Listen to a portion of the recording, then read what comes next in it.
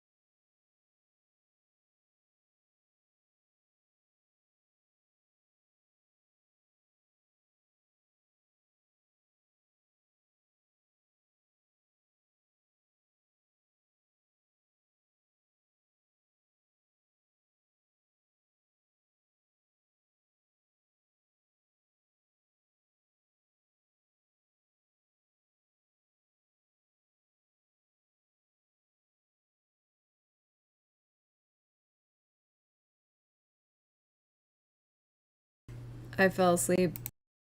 Sorry.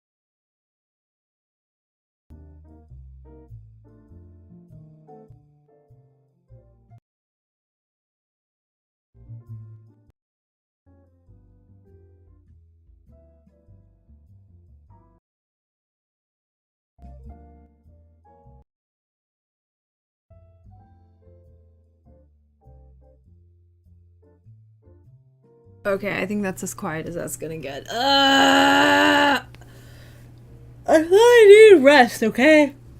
I was listening to the great Lisa Feldman Barrett. I am the unofficial official president of her fan club. I'm starting her fan club.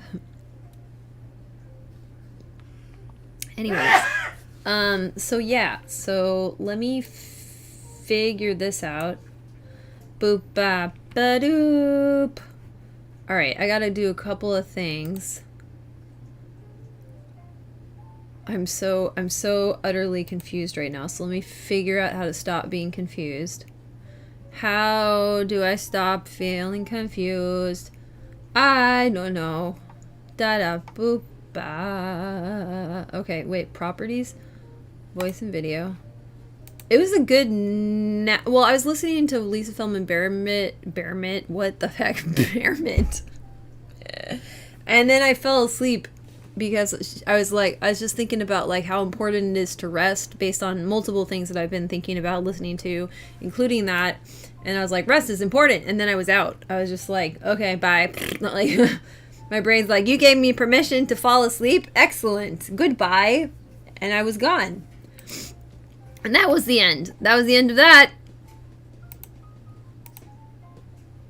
Okay, let me grab my headset. Yay. Okay, and then it supports in the chat. Actually, wait. Yeah, alone. I need to grab the headset.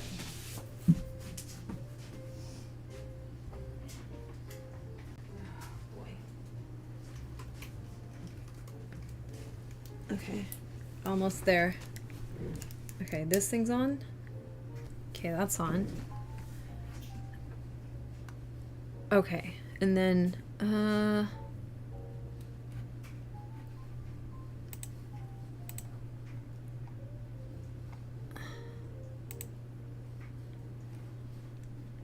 okay, got that. Alright, and then last thing to do is this. We're about to go lo-fi on the voice. Boom! Perfect. Okay, then I gotta go over here. Actually, you know what? Let me... here. This way I feel less self-conscious. I'm a banana! A beautiful banana. Look at me. I'm a banana. So hypnotic. Hi, I'm the Tinder banana. Nobody knows what this is. Where did that go? What happened there? Oh, for the love of poop. What the hell? Oh, good God. What is happening? Oh, no. Oh, no. How did that even happen? Where did my name go? Where did my name go? Oh, no. Oh, no. What? Oh, God. What happened? Why is it gone? That's not right. Oh, good God. Okay, wait, hold on. Hello. I need to... You see all that stuff up there? Where did it go? I have to find it and replace it. Where is it? Okay. This one. APS text assets. This one, right? Oh, shit, there's more. Where did all of it go? Rowan, what did you do? That's for that. We can keep that up there for now, but... What happened? Oh, no. Did it get deleted? How did it get deleted? Oh, man. Hold up. Oh, this is just upsetting. No.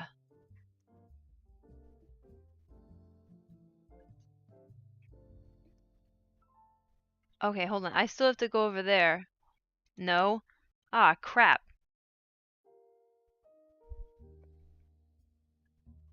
Why is so much gone, though? What happened? Oh. No, that's not it. Wait, what? What happened? Okay, great. I lost some assets and I'm very confused. Why can't I see them? Oh, maybe they got dragged down to the wrong spot? But then where's what? Okay, wait, hold on. Let me pull this up. What happened? Okay, I'm gonna put it right there. Okay, that's back. Where's the quote? Where's the quote? Where are you, quote? No. I don't know. Don't like the fan! Okay, hold on. This is chaos. Where did the quote go? I need that quote. It's the best part. Huh? Where's the LFB quote? Okay.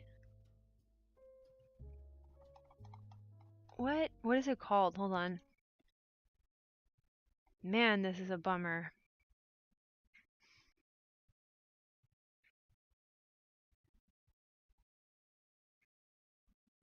What else am I missing? Just that, right?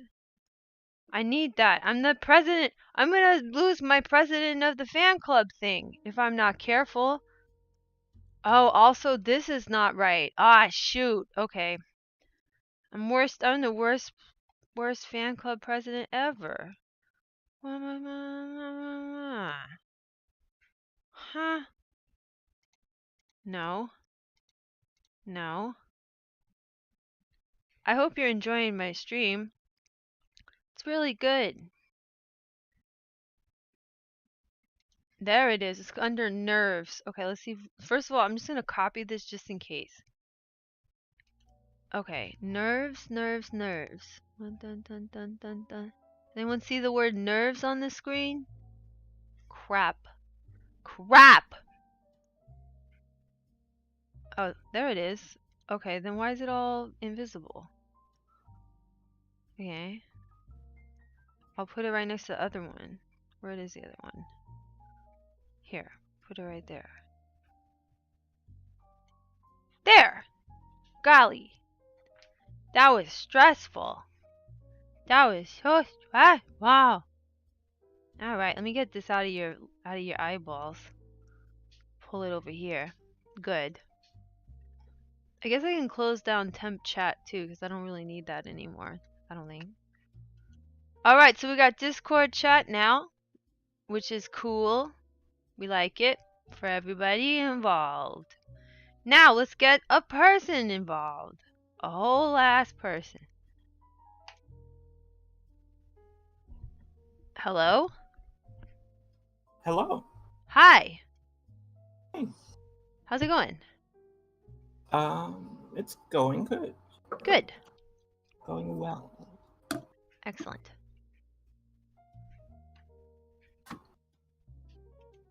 Oh, I forgot. How's it going is a terrible question. Yeah. It's I yeah. considered bringing that up. We had a whole big discussion about that in the Discord. Yeah, I've just complained. I found You were a way. a large part of that discussion. Yeah.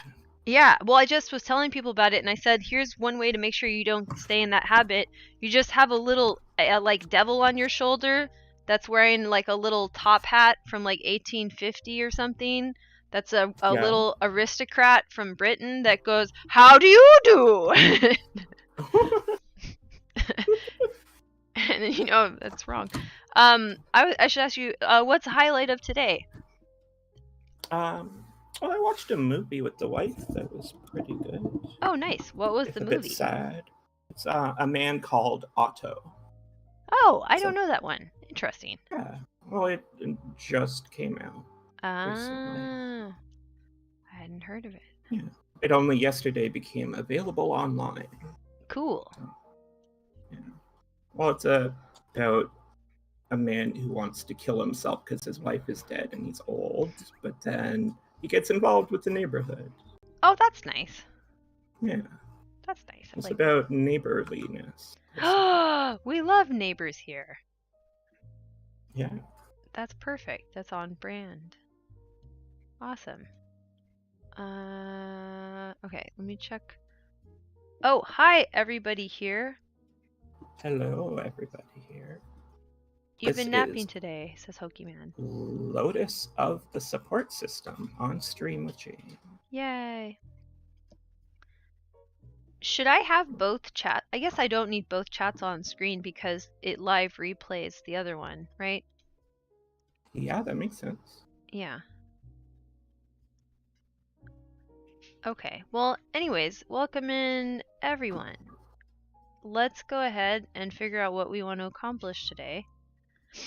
I have been rebuilding a few concepts thanks to Lisa Feldman Barrett's work being so rabbit holey in nature, and then just thinking about some stuff from Asperger's experts. That's just the name that they stuck with. And what else did I review? Just a lot of things, like the way that and then of course the world outside of me, just because of my feminist lens actually secretly being a lens to understand human behavior. All of that's been kind of combining to have a better sense of, gosh, how do I summarize this? Because it's multiple concepts getting fixed right now. Definitely the idea of being out of my comfort zone too much, and that autistic people should build a comfort zone in their little hidey hole homes so that they can go outside and then just anticipate it being not their comfort zone. Right, so we should act more like burrowing animals. Right, which is funny because I love hamsters, but yeah. Yeah. I love Yeah. all sorts of bunnies. Yeah. Exactly. So then there's a lot of things we can do with the home environment, and like home is even a loaded term thanks to misogyny, which is Uh-huh. very sad, but um the little boxes that you put your things in like those boxes should be very restful and should include a lot of predictable things, and even if they include novel ideas, it doesn't include uncertainty. Like you should feel safe within the parameters of learning that you set up to Mm-hmm. explore and try. So you should have a learning environment that isn't throwing random shit at you, Right. which also re-emphasizes the issue of online abuse, because online is an extension of that little box that we live in that can make it even better, but not if you have people screaming at you randomly. Right. In the same way, a burrow's not going to be very restful if you have a wolf's head stuck in one end of it, right? Right. Right. You need to... Yeah. So then, yeah. So this idea of like, I'm not the first person to have this idea apparently, because the book Unmasking Autism indicates there's like people who are working on like redesigning your space, and there's a term even for that to make it better for being autistic. And like I've been realizing that I've done many things to, because my room is full of pictures and not like photos, like basically special interest stuff and things that I wrote down from books that I was reading that were like helping me to feel more comfortable. So I've been doing that. I've made like little safe hidey holes, and whatever that looks like for us, we should just do it. Because like who gives a first of all, who gives a crap? So if somebody comes into my room and like is like, "Wow, you're not normal." I'm like, "Wow, you're not very observant, I guess, if this is the first time you've noticed." Uh-huh. So that doesn't matter. And then this idea of like this environment has to be there for you as much as possible consistently. That's just incredibly important. I also think that means it's probably not a great idea for autistic people to have to move too much over their life. Like some yes, if you can move to a better, let me put it this way, if you're moving, it has to be because the environment is going to offer you something incredibly important. It can't be arbitrary, and you can't end up in a like an immediate surrounding environment, like your I don't like this home thing, but your little like you containers. You have your habitat. How about that? So your habitat has to be better than the last one, or at least as good, at least as flexible. If it's worse, that's going to have a huge impact on you, because you don't get to take a break ever in the outside of anywhere outside of your habitat. You're just not going to be able to take breaks like that. And that just is what it is. Like if everybody was autistic, I could take hella breaks, but they're not. So yeah. Like I have to, my habitat has to agree with that reality, and then make this the place that I can actually do what I want.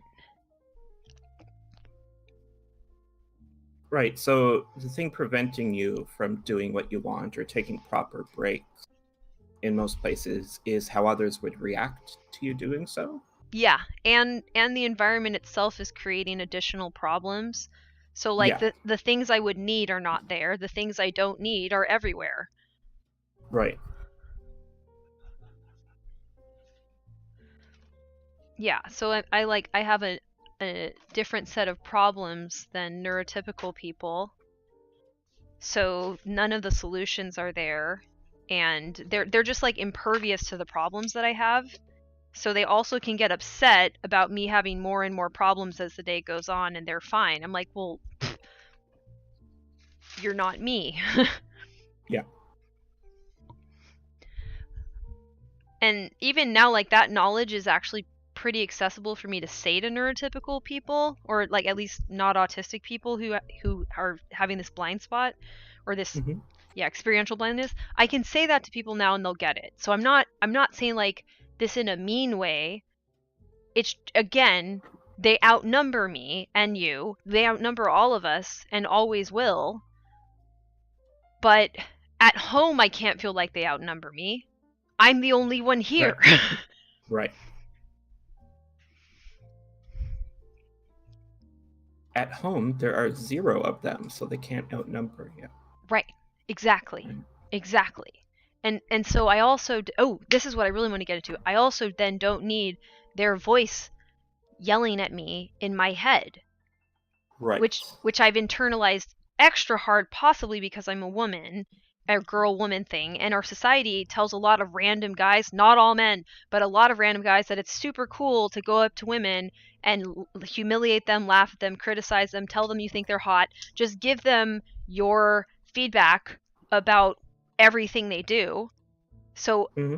it's a similar problem to what happens with autistic people, and this might also explain some of our expressions, by the way, where if somebody gives you a lot of feedback all the time, you start in your head noting what they would measure you as.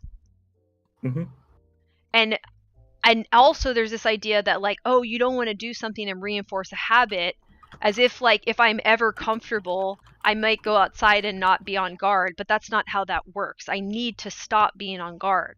So that has shifted for me. And even if I do need to be on guard, for example, because I'm going to have misogyny is still kind of out there, whatever. It's context dependent in your society and culture what problems you're having. You could have ageism, issues with your weight, whatever. People always have these things that they're doing, that they're participating in, that make no sense to us usually, by the way. And I had to anticipate that on top of just them being weird about my autism and me being weird about their environments, like sensory wise. So all of that stuff, all of that work, I only have to do it when I'm doing it. I don't have to do it when I'm not. Like, why am I doing it at home in my head? Right.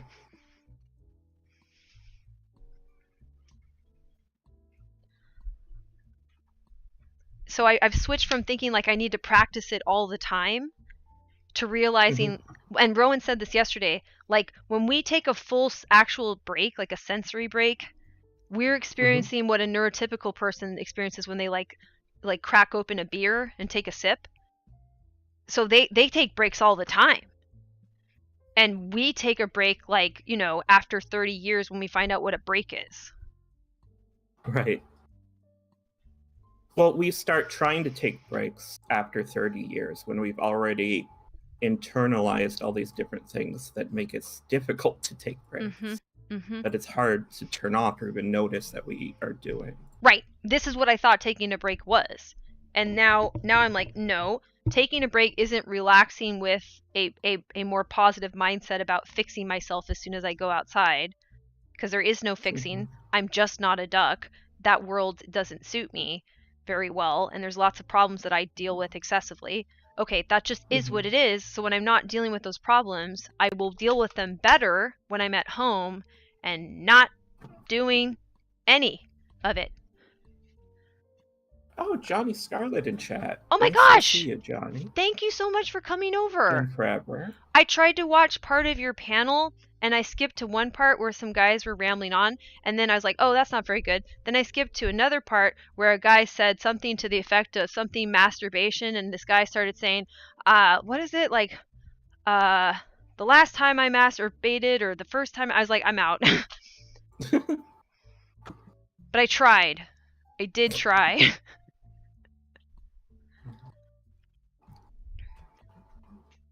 But yeah, so where was I with this whole thing? So I think this can apply for also like all marginalized people, but definitely people that are perceived as the half of the dualism that we call women in any sense or shape whatsoever, even as criticism. All of us can potentially be going outside into this landmine situation.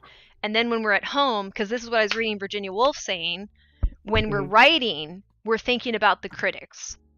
And it actually keeps us from writing what we really want to write. So it's like, oh, that's so good. So really the liberation that we're looking for, like as a species, is to say what we actually think.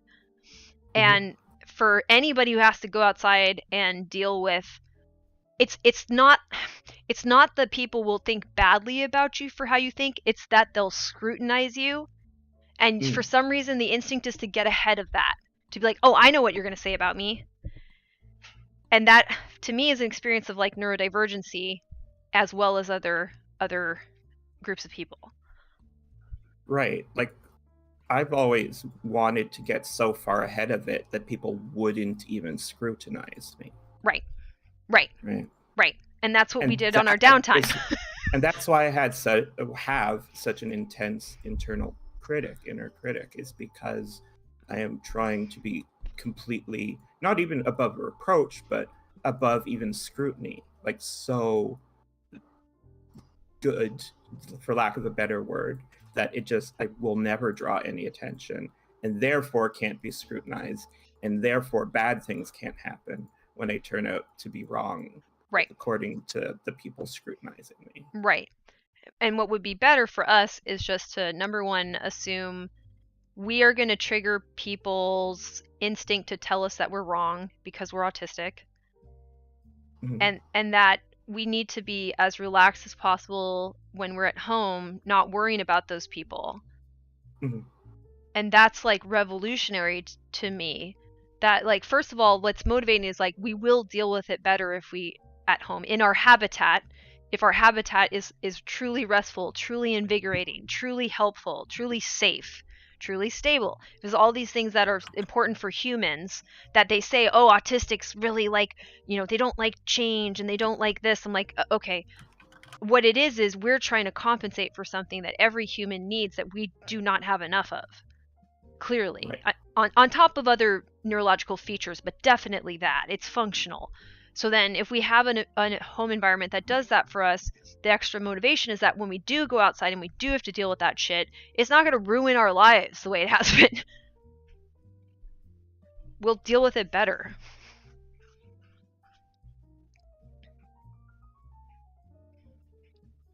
And that was the point anyways of our other strategies attempt.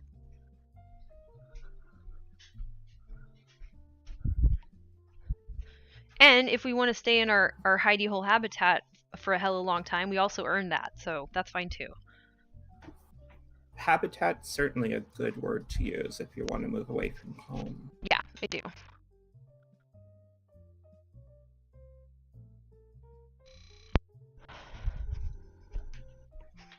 So even this space management stream that I'm doing, it's partly, habitat tweaking. And that's part of why, like, oh, what's changed so much about before and after. Some of it is definitely like the quote unquote cleaning parts of it, but also this has gradually helped me to understand what comfortable is and make those changes even though they were difficult to figure out how to make. Like, I have mirrors and I have a ballet bar and I have a ballet floor and I can, so I can do that now, and I do use it, and it's pretty fire.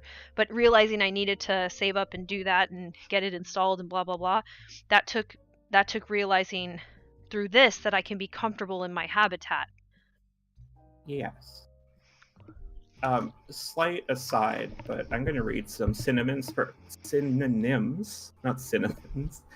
housekeeping. Okay. Housework, housewifery, domestic science. Synonyms for housekeeper: caretaker, housemaid, maid, chambermaid, housewife, servant. Oh dear God. Housewife, servant, they're pretty similar. Yeah, women are basically a slave class for domestic labor. That's all. La la la. Oh my God. Yeah. Aw, thanks, Johnny. Ooh, you know what you should be really jealous of? I got, you should buy these. Look at these weights. Okay, I'm going to pull over to this side. Hold on. These are wrist weights. And, if you want to understand the mechanics of your pirouette and everything, this is like 1 pound each. Throw on 2 and do everything with 2 weights on. Even like, especially if you're doing like a pirouette where you're trying to go all the way up. Like, I know different schools call it different things, but arms high, whatever. If you're Russian trot, it's different, but it doesn't matter. So whatever you call that, fifth high sometimes. You can feel the mechanics of like, oh, I'm doing this wrong. Like my body needs to be with my arm, and you can feel the weight of your arm. It's so cool. It's so freaking cool. Go buy these. Go buy these. They're silicone. They're really comfy. They're cool looking, and they're really good training tools. And because of the weight, you're also like dropping, basically like that idea of like your lats taking the arms and that whole thing. You're dropping the trapezius because you just want to, and it's like go get them. It's such a good idea. Get two sets, or two sets, because then you can add weight. I feel like 1 pound helps. 2 pound, you really feel it. You're like, oh, I'm on my way. If you think about that, and kind of like, like the concept of a plum, or you think about like L5, and that's like very Russian. You think like L5 is stable so that you can be expressive on top. If you think about L5 and use the arm weights, it gives you a really good sense of like how the arms get you on balance, and how that like L5 region, which is basically your center of gravity, is like negotiating through space. Super cool. Hey! Maschi, you came through! Welcome in. Welcome to this other space. I thought that people would never visit me, but then I realized everybody on Twitch just watches YouTube. So like they can see me if they want to, This is true. Also, you're amazing, and people are going to want to come see you. Thank you. Oh, guess what, everyone? I won my last rap battle, because I rap battle with this thing called Ruckus and Rumpus, and now I'm like basically like a cast member, and I get to do my own freestyle stuff that I want to do. So like I'm inventing a segment that I'm going to try out hopefully next time, where I'm going to be like, hi, I'm a weird rapper. I want to rap about your weird things. Go through your bags and give me the weirdest thing that you have, and I'll make a freestyle about all of them. Yeah, so I'm feeling really motivated. I also want to do... I can run this by you support, because you also are good at naming things. So I don't like co-working as a concept because it doesn't say what I want it to say.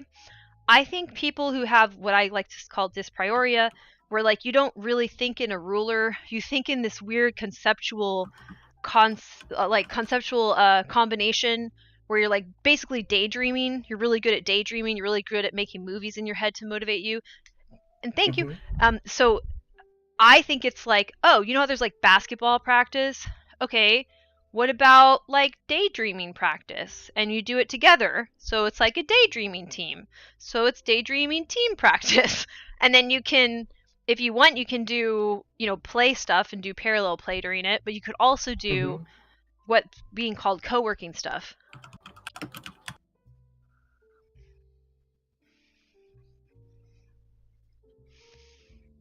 Did I tell you that body doubling has become popular with the like neurotypicals? Yes, I've heard that. Or actually, you didn't tell me. What are they doing with it? I think doing chores at the same time. Interesting. And stuff. Yeah. My mom told me about it. I'm like, yeah, no, I know about that.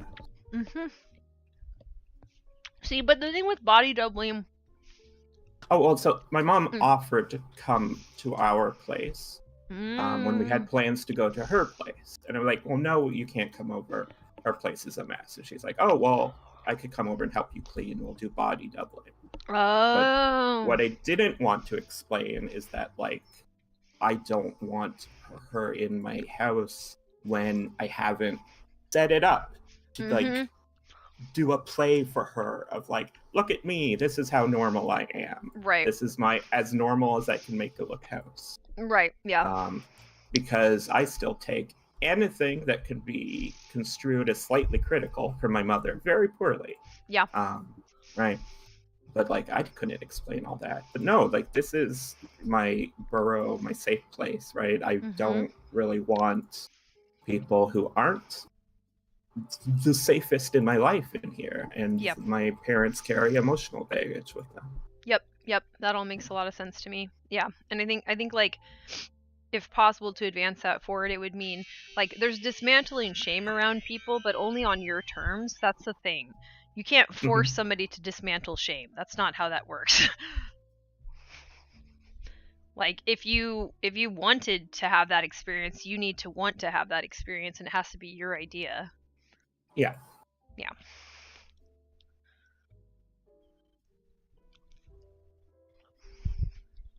Okay.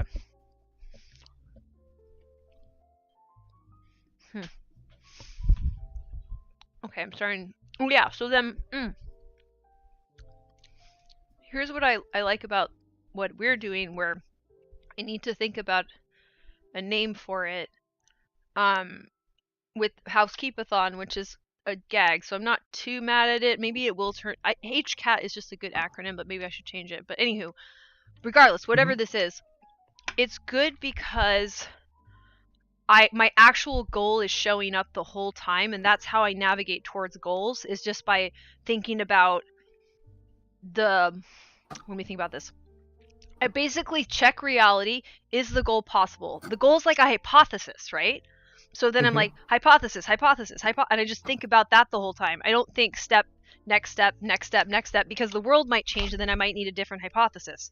Which is this is a strategy that normal people use, neurotypical people use. They just switch back and forth. I don't.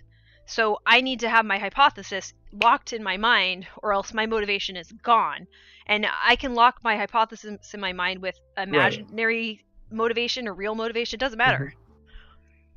So the point of HCAT for you is that being here in HCAT keeps it centered that you're supposed to be hypothesizing ways to manage your space. Yes.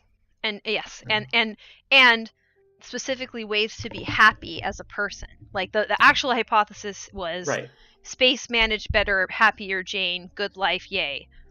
Right. Which is so far testing true. Yes, I like to have my place looking all neat and tidied like no one lives here, but it's not a thing I can do on purpose. Right. Yeah, like what I think a nice house looks like doesn't matter on some level.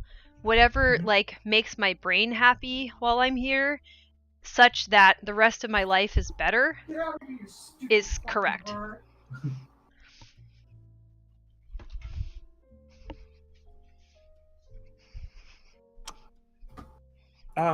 You said that a bunch of things had coalesced in your thinking. Yes. So did you have other ideas than just the one about our habitat? Yeah, I have to actually look at my notebook because there's so many of them. Well, that's good. Notebooks are good. Yeah. So let me find this. Well, one of them was like, when I go outside and out in the world, I still should sort of, like, in the words of hello brain, come on, Virginia Woolf, she was saying like look neither right nor left, think only of the jump. So she's saying like criticism means nothing, praise means nothing, blame means nothing, like don't stop to laugh, don't stop to curse, just jump. And I was like, that's something I learned from ballet. And that can be internal critics, that can be you like taking these measurements from other people, any of that, and just be like, well, what matters is I'm doing the thing. So I should do that as much as I can outside. And then that's one way of approaching the outside. While I'm here, it's a very different interaction because I have my whole like, where am I question that I think is so profound.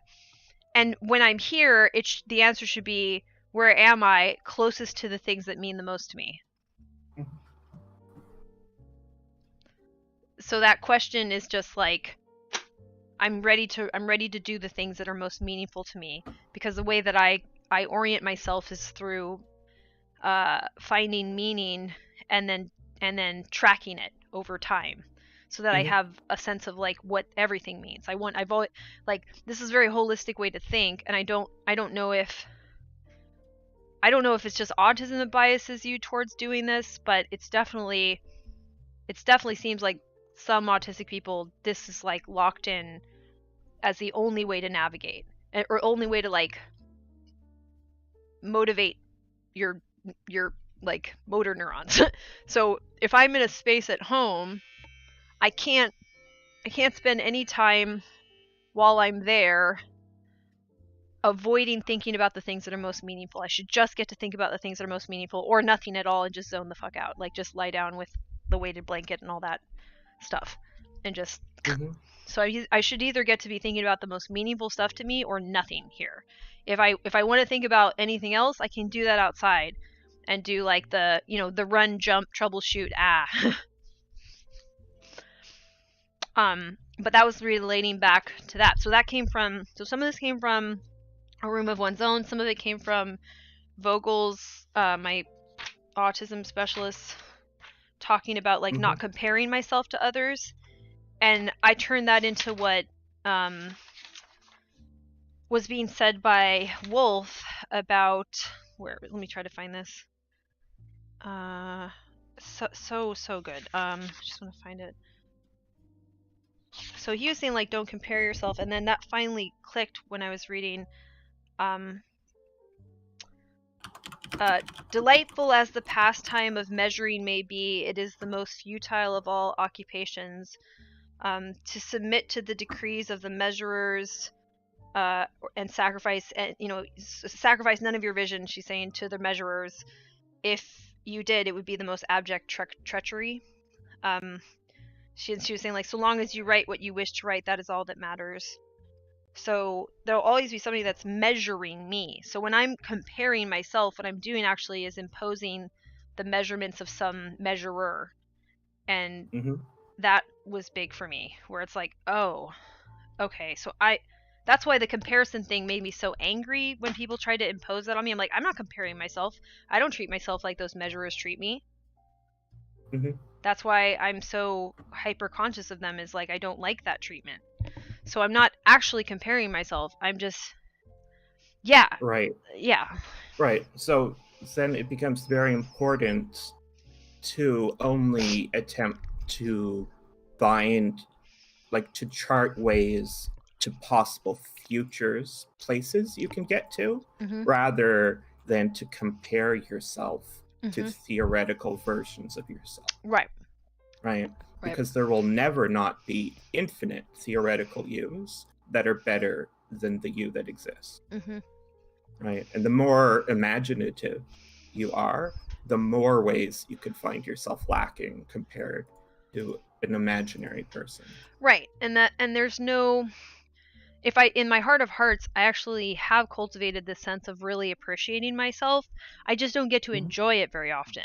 So if I might lose grip of that when I'm outside because I have to mask and I need to worry about people who are screaming their measurements at me, which happens, fine. But while I'm here at home, that's the one place where I can just sit in the truth that I'm just one of many statistical possibilities, and what's wrong with this one? There's no statistical possibility that's better or worse than another.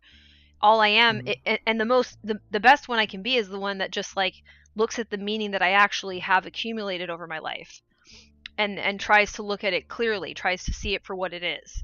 As long as I'm doing that, and as long as I want to do that, that's the best I can be. Like I've been like, we've all already accomplished that as soon as we notice it at all, because then you can retroactively think about the meaning throughout your life. You don't even have to be, it doesn't matter when you start that process, because the meaning will be even more robust if you have the realization later, in a different way than if you had it. It's just in a different way.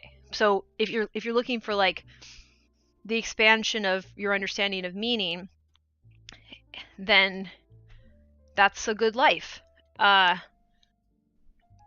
So that's accessible at home, and then you might have to like flip out of that when you're outside with people who aren't thinking this way yet, I would hope, or better.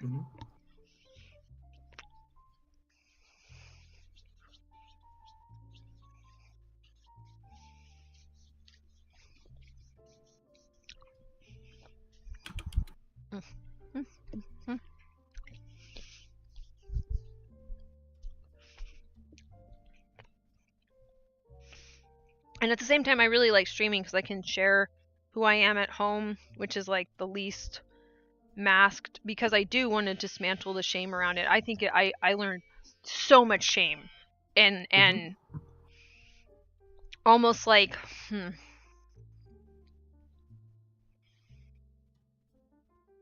I'm not even sure where it all comes from at this point, but oh well, one of the things is that so technically speaking and actually speaking, I'm a kind of disabled, and that's like, so what?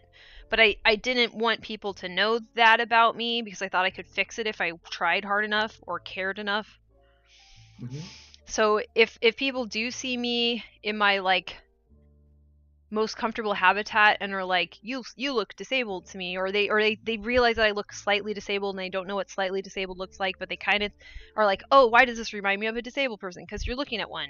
Get over it. Like, so I think I also was fielding the confusion of people looking at me, trying to understand what they were seeing, and not wanting to see somebody that was slightly disabled because it made them uncomfortable because I look so much like them. Right. And I outperform some of those people in significant ways, so that's confusing. But this just is how disability works, like in organisms. So whatever.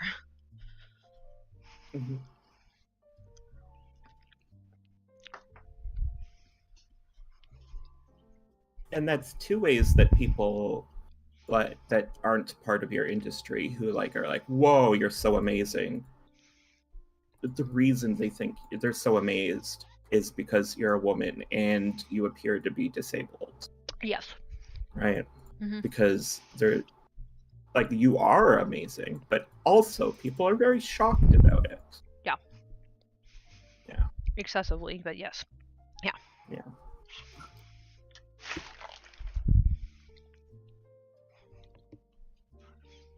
And you know, people are so shocked about it that some people that are shocked about it are mad about it and want to tell me that I think I'm all that. I'm like, dude, this is on you. Like, you started this. You could have just ignored me. If I really was that boring, you could have just not even be here. So those people have the same response. They're just mad about their response.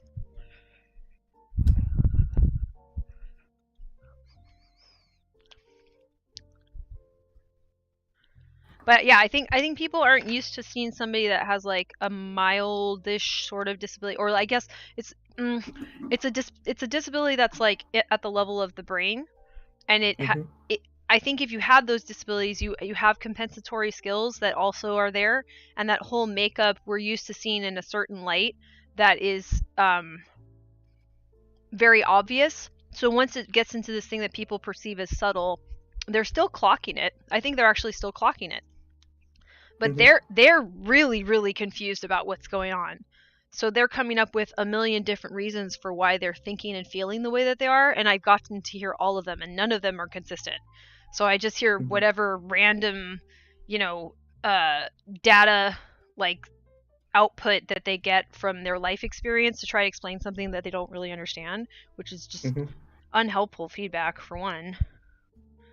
But for two, it's like, I can kind of say to people now, I'm like, this is super about you. Like, and now I can understand why I'm a mirror to people. Like, why have I felt like that? Because they're taking their lived experience, their conceptual universe, and then trying to come up with an explanation for one phenomenon, which is a subtle disability.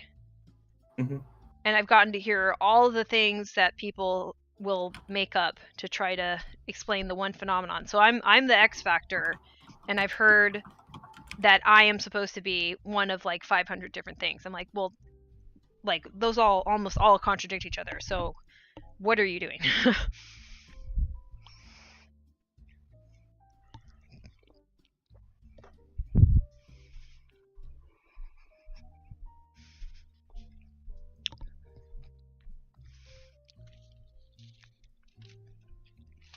And now I can say to people, like, maybe you're observing something accurate about me that's novel, but most of the time, if you're observing something about me and you feel you really have to give me your 2 cents about it, you're probably just noticing I'm autistic. Like, That's what it usually is. I'd be open for it to be something else. Absolutely, especially somebody that's knowledgeable about autism and they can see something more granular. But otherwise, now I know that it's just going to be endless junk feedback. Like, this is junk Right. data. Yeah. It is. It absolutely is. But now I know the category of data that it is. It's junk data about my autism that people are clocking. Mixed with other factors, who gives a shit? Because it's like, it'll be mixed with endless factors based on what I am relative to them, relative to their life experience.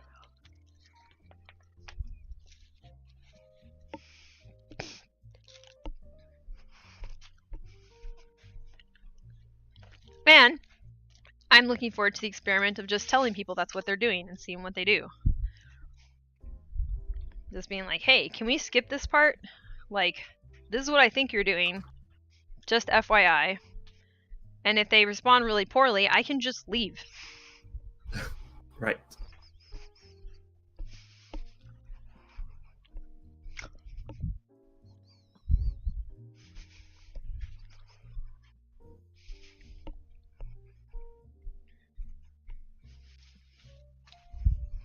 Okay. For context, for people who want to know what I am doing, I'm in my room clearing off surfaces again. That's sort of been my starting point lately, since I've been a little bit more behind on stuff, I guess, in terms of like new goals. Mm-hmm. But this is still good.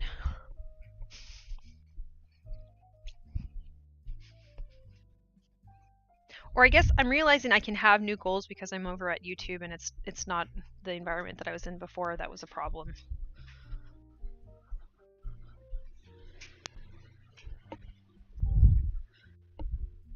So I'm looking forward to, doing stuff on YouTube and not having the problems of being around what I will call gamer culture.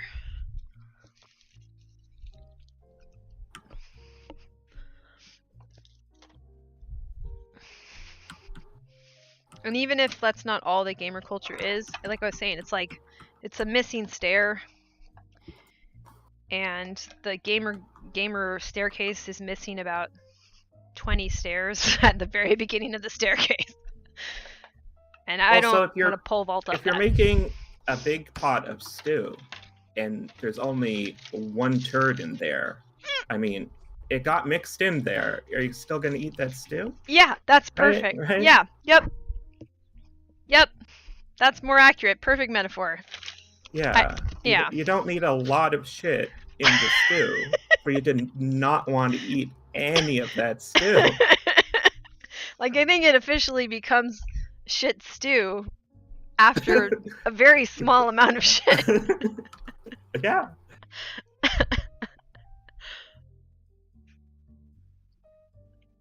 Phil just got here in time for shit stew. Perfect. We're just talking about dogs. Shih Tzu, yeah, right? Yeah.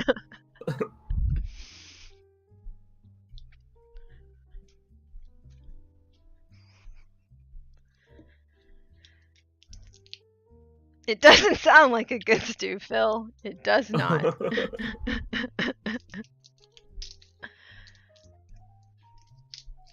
Yeah.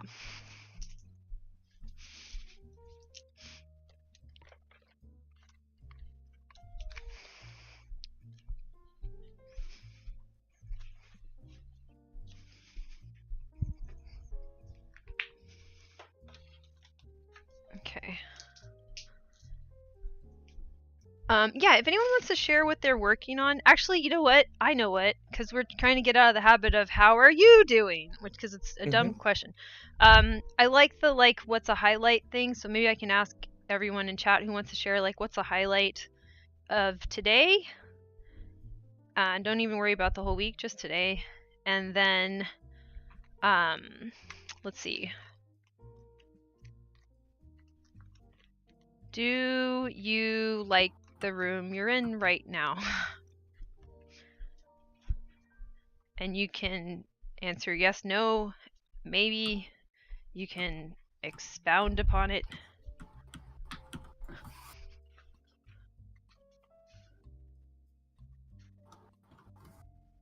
Oh, you're getting a haircut? I'm in a pretty good room. It's got my wife in it. It's got my computer in it. It's got some pets. Aw. Good room. That's a great room. Yeah. Yeah, I like the room I'm in.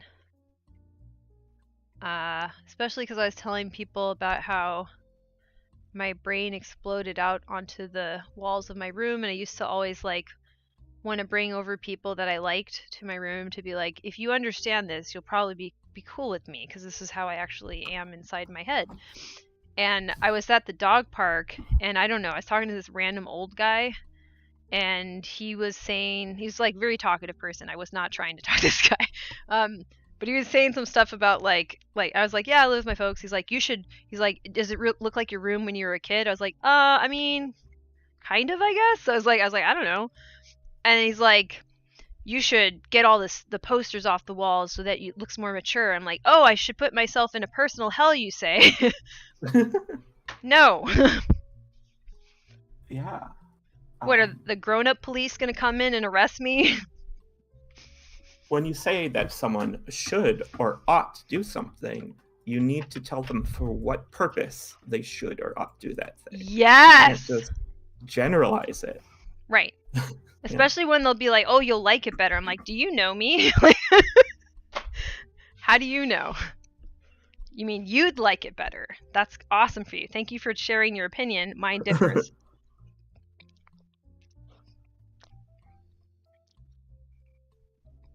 Oh, heck yeah. Yay, Johnny.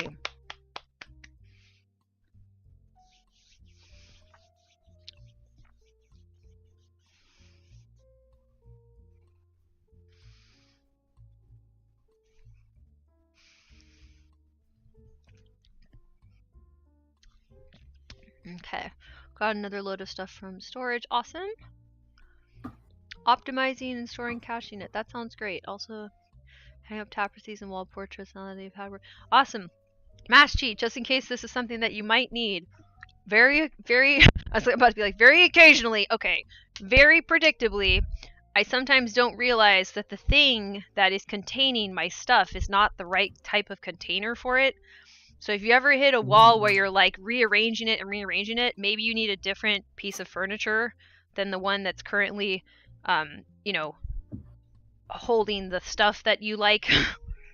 So just be open to that since you're doing your space over.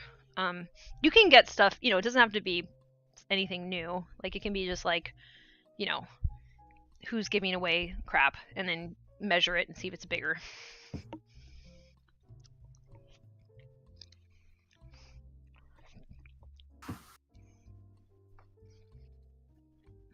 I often find that if I'm having trouble organizing a space, it is because I need more storage in that space. Mm-hmm. That is what I've found. My buddy Ismail, who hopefully will come over to the new space sometime soon, they were the person that like came into my room one day and was like, you know, you don't have enough bookcases for your books.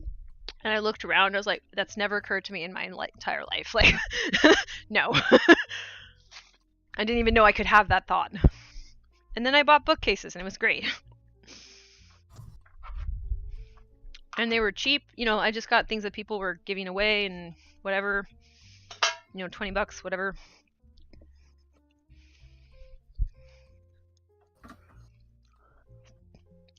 Yeah, if you need it though, Mastery, people give away furniture. There's listings. I've done this.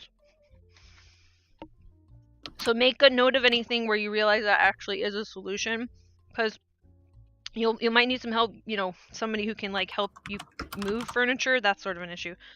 But it's not it's not totally outside the realm of possibility. A lot of people just put stuff out on the street, put free on it, and they post that online.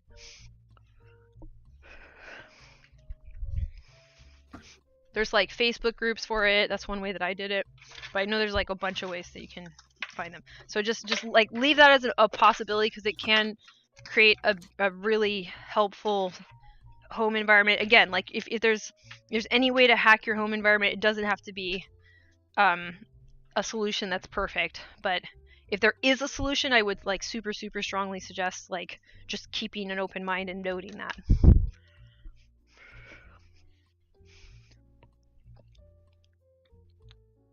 Yeah, thrift shops, there you go.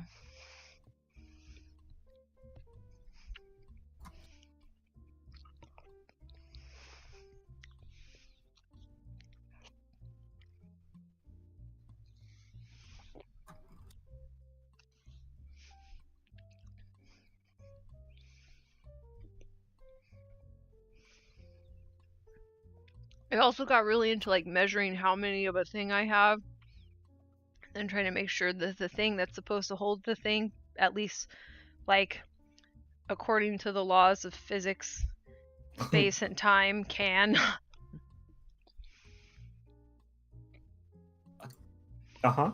That's a good idea. To check that. Game changer.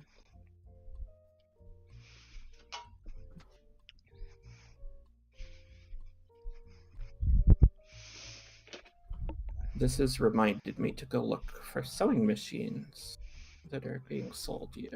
Yay! We can do sewing streams together. That'd be fun. I'm gonna learn how to sew. I'll have to find one first. Okay.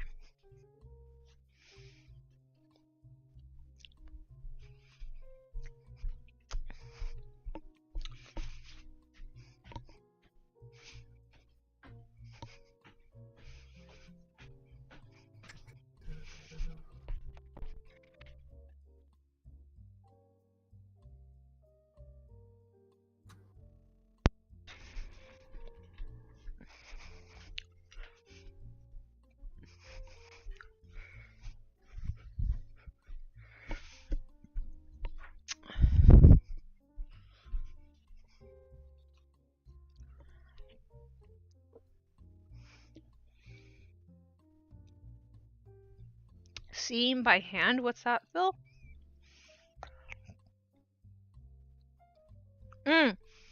Sewing. Sewing. It's like, what? Oh, I know how to do the basics because of ballet. You have to sew your shoes all the time. Your point shoes. So I can do like really basic stuff. Yeah, I sewed together a stuffed animal for my wife, and like hand sewed, and it's just not the best quality sewing. So I'm like, I don't want to get better at this. It took me many hours, and so I need to get a machine for sure. Yeah, that makes sense.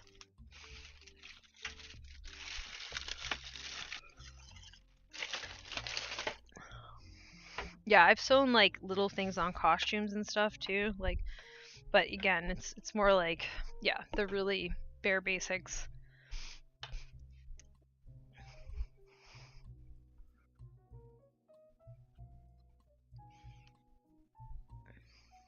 Yeah, and with point shoes, it's like all the time.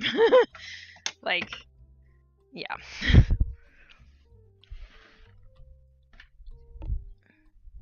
Because they die if you're really going, like you can go through like a pair or two in a week easily.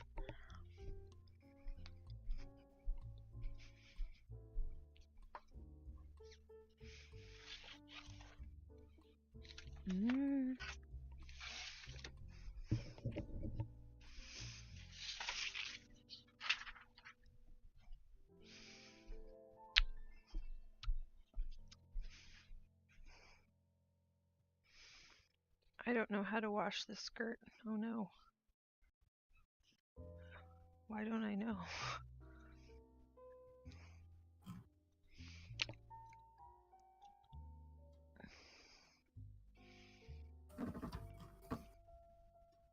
Oh, there it is. Hand wash. Okay. Do I have to? Maybe I can just... I don't want to.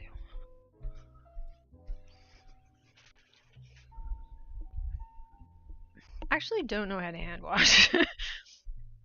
I don't want to do it because I think I'll do it wrong. And I'll be like, I shouldn't even have bothered.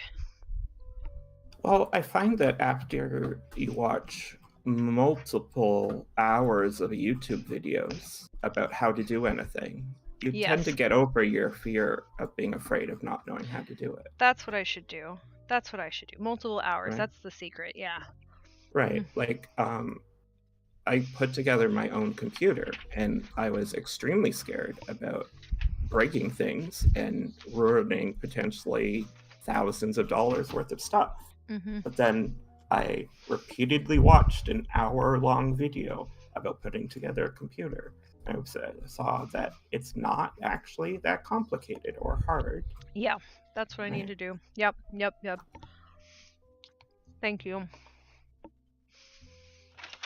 Because you and I certainly have a higher barrier of competence when we judge whether or not we should do a thing, and whether we think we know how to do a thing well enough than most people do.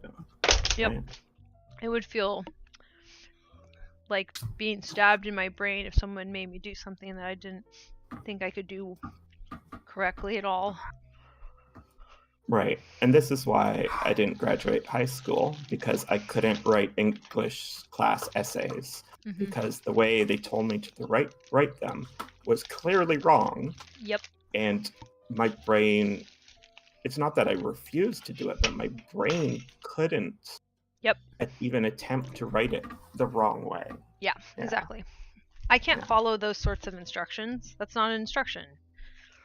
Like, that's like sort of like with the ballet class that I took the other week. By the time we got to center, I'm like, oh, this doesn't make sense. That's why I never liked this. And I was like, now I just, like, I've trained in a different dance style that's just, I'm sorry, Magana was amazing.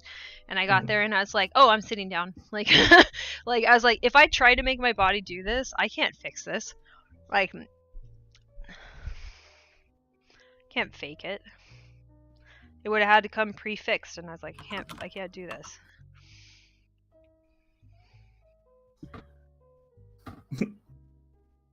The funny thing about me not graduating high school is that, like, my mom had to come to me and be like, you know, you can drop out. That's an option.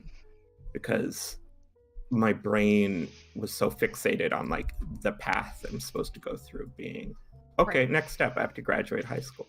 Right. Yep. And so I did like 3.5 extra years. Wow. Before dropping out.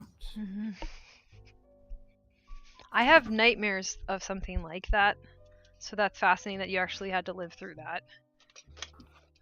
Well, so people call it like a goody two-shoes or whatever, but like I'm so rules abiding. I would have an exam for class that I was going to fail no matter what I got on the essay, but I'd still go to the exam and I'd sit for the required hour, but I wouldn't write the exam because there was no point. Right. Which is very strange behavior. And yet, like, no one's like, oh, maybe this person has some sort of learning disability going on or something. Yeah, which is shocking, but that's where we were. Yeah.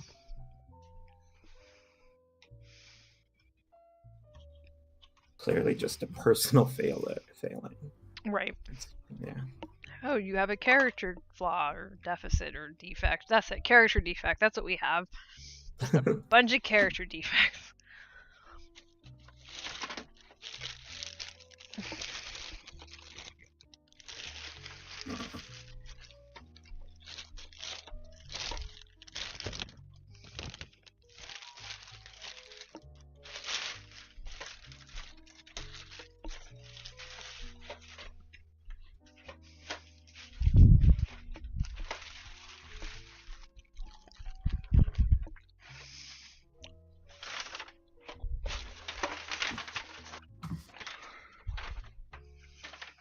Yeah, I think you might actually really like that Unmasking Autism book. I'm listening to the audiobook.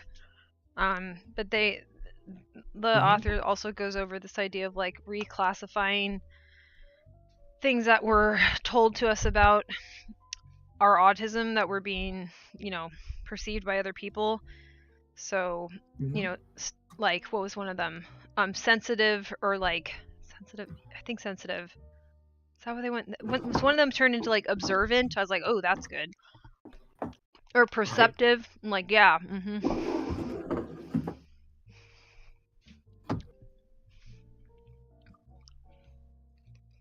Right. I used to be called sensitive, but now I'm just like, no, I'm caring. Right? Yep.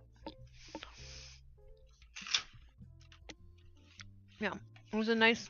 I can at least share the PDF, I think, because that came with the book, with like their list. Like he kind of like guides you through some of the ones you can add to it as well.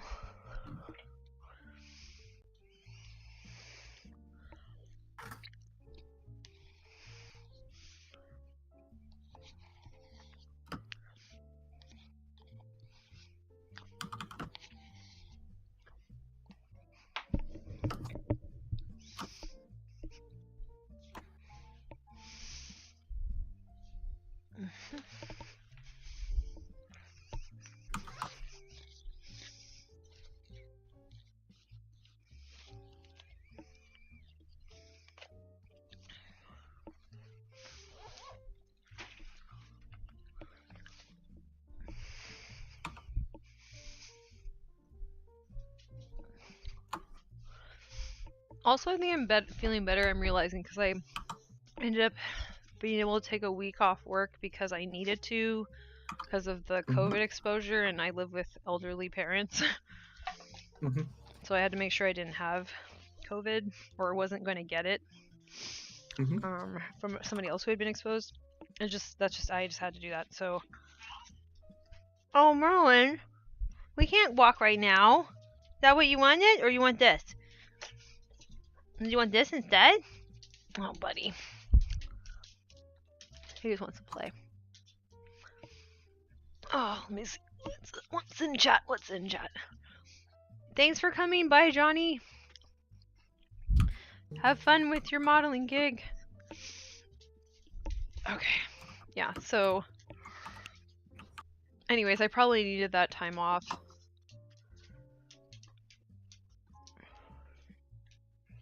Definitely wasn't too fun because I was also worried about having COVID, but... Right. Yeah, but still. That wasn't fun time off, but at least you stopped adding on to the amount of tired and stressed and worked that you are. Right, exactly. I recovered from some of this autistic burnout.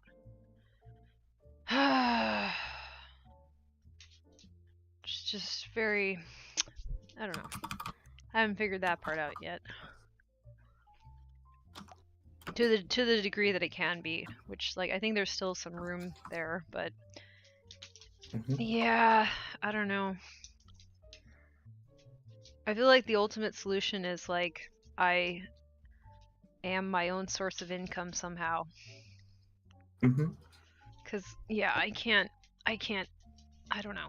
Did you know, ooh, this is something that I didn't know. If you combine unemployed and underemployed together, 90% of us with autism are under or unemployed. That's a lot percentage-wise. Yeah. Like, how do you even stop being that if it's 90%? Yeah. It's not exactly a reasonable goal, and yet it's the one we're meant to strive for.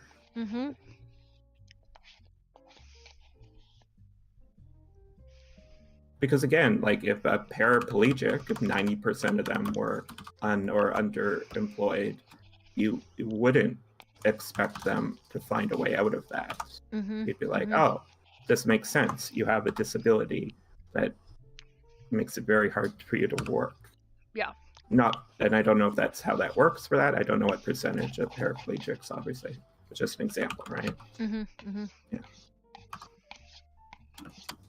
People would understand that. Right. Whereas us, they don't.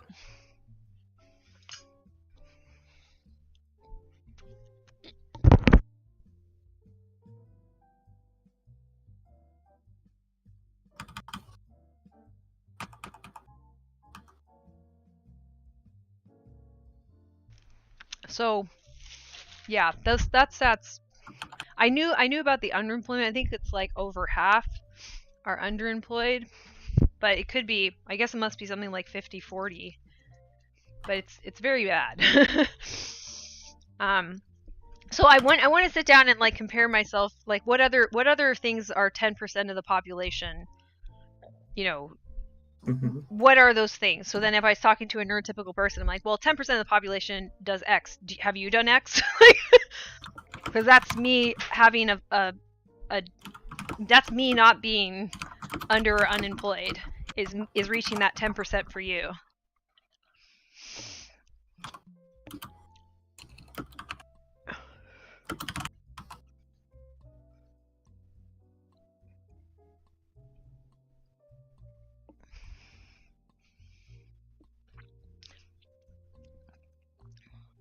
I think it's fair to say that struggling doesn't cover it.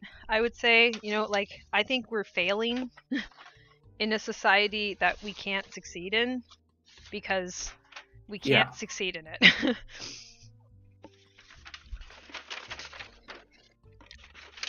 Which I emphasize because I think this is actually at the level of like an emergency. If we acknowledge it fully, it's not to say begin panicking, but like what are we gonna do? Like we can't just sit here and like I'm like actively trying to invent and find and connect with people, inventing solutions pretty much every day, because it's not, it has to get addressed or else it's not going to go away. So the top 10% of Americans, income-wise, are making more than $133,000 a year. Okay. So for us to simply not be or underemployed is as unlikely as earning $133,000 a year. Got it. Average people, which that's a lot of money. I can explain that to people, I think. That's good to know. Right? How many people do you talk to that are making that much money a year? Very few, right?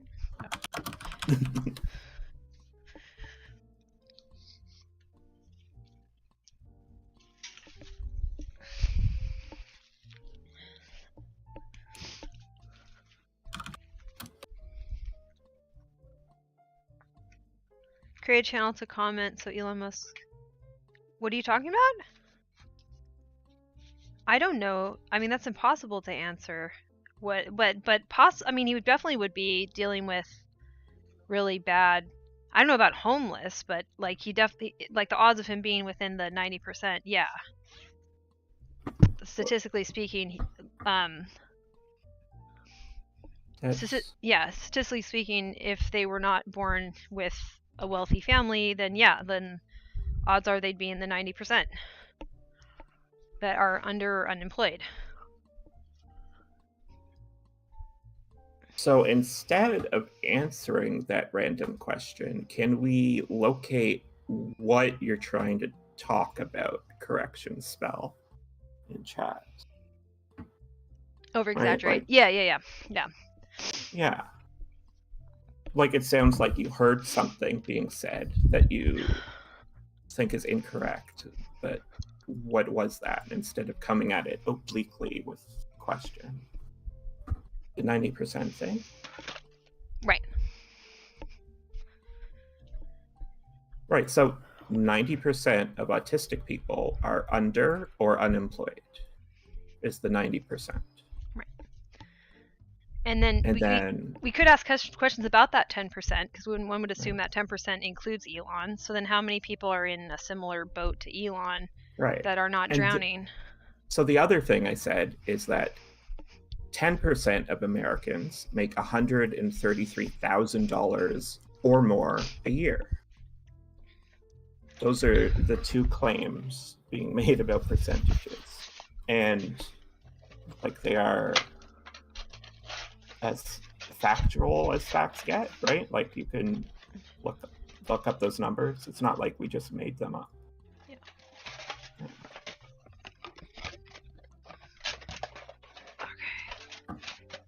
Yeah, so I think what's interesting about that is, so, okay, and what it looks, I guess this is kind of a good thing to note. So like the homeless thing, so for autistic people, there's usually somebody that will buffer us if we have any sort of family connections. Maybe some people get married.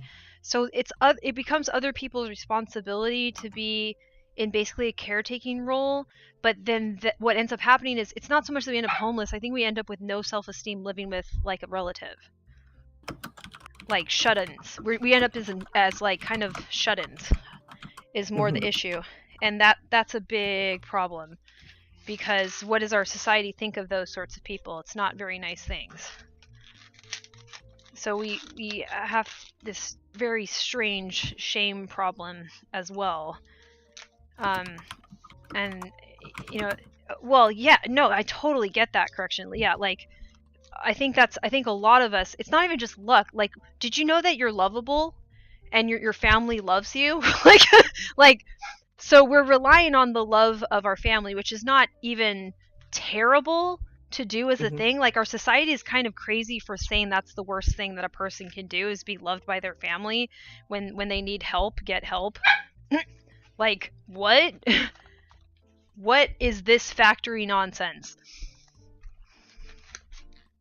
But we shouldn't have to feel that we don't have options or choices, or we can't, you know, have the life that we are aiming for because we don't know what to do and can't get the support that we do need. So then it just becomes like a scatter shot of like, this is I don't know what other pinpointed things to do. So we definitely need like pinpointed strategies. And then like what's the big deal? First of all, both my parents are definitely on the spectrum. So I feel like there's this mutual support thing here that's happening. And I couldn't really acknowledge that until I knew I was on the spectrum. So even that, you may, like, this is what I don't like about pop psychology. You may end up in some YouTube vortex rabbit hole where everybody in your family must be a narcissist. And like, not to say that some people don't have narcissistic traits or even a certifiable personality disorder, but like, we tend to pathologize people being dependent on their family in any way. Like, even that phrase sounds really loaded. So I don't get that on some level, and I think we need to dismantle some of that as well and say, like, if your family in any way loves you and has any resources at all to keep you from having a horrible life, and they do, like, why is that bad? It's not like you're taking advantage of them if you're disabled. That's absurd.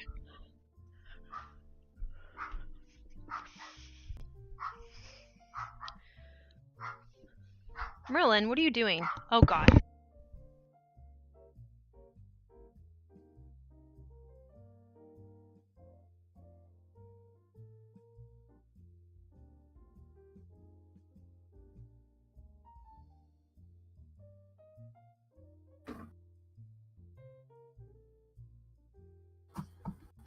Going on across the street, and Merlin was not, or, well, across the yard. Other neighbors taking down a fence or something. Okay, let me get caught up. I was almost between August and November. Life was to fate. That realistically probably shouldn't have happened. If you don't support network other people in society, or otherwise it's easy to fall into it. Yeah, it is easy about. So, I will say something about. So one thing that I think is important to know about unhoused people is these are often people who also have multiple issues that our society also demonizes. For example, substance use disorder, which can be self-medication for another form of like trauma, psychiatric issue, illness, whatever. So they may have chronic pain. Like, so there's usually actually what's going on is like we don't have free healthcare. And all of these people are also dealing with multiple complex illnesses that we see overrepresented. So sometimes, like, you probably are unlikely to stay in that situation without something that's really significant holding you back.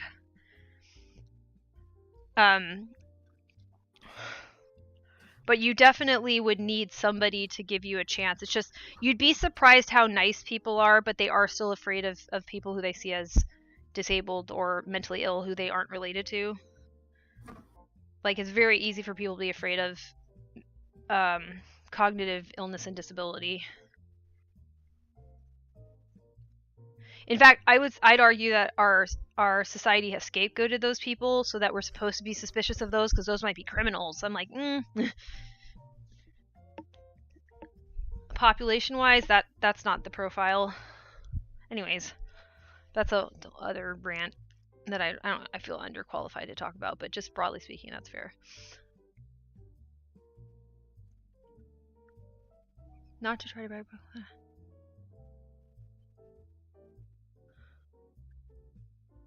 Oh, well, I hope that they are there.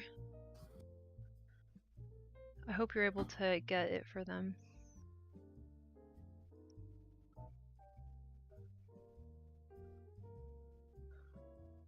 But yeah, I mean, I do agree with like getting lucky, but also like I do think that if you try to get help, there is people that will know they can trust you and want to help you. I don't even think sometimes it's like people, it's not that they don't trust those with signs of particularly like unstable sorts of mental illnesses. It's not even that they don't trust, they don't know what it is, and they may feel overwhelmed and remove themselves from the situation.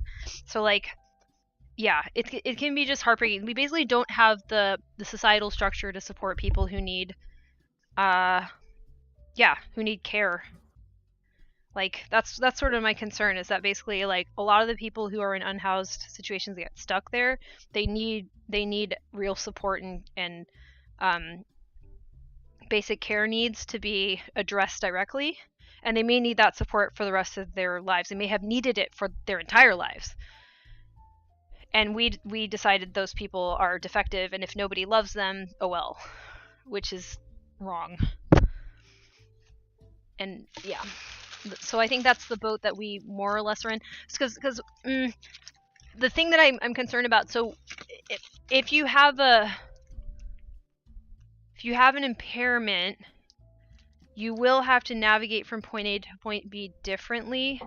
But I also think there's this slippery slope thinking that I just want to like be a little bit ready to talk about.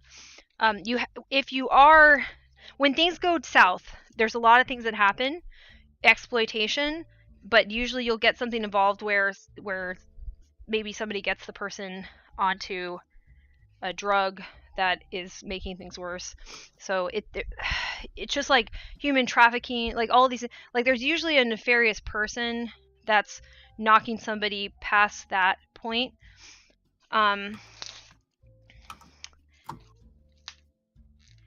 Yeah, so definitely talk about that. I like get into that a little bit, because so there's a demographic that is more vulnerable to using substances in the first place. And then, so you see, we usually don't even ask those questions because we don't want to think about coercion on that level.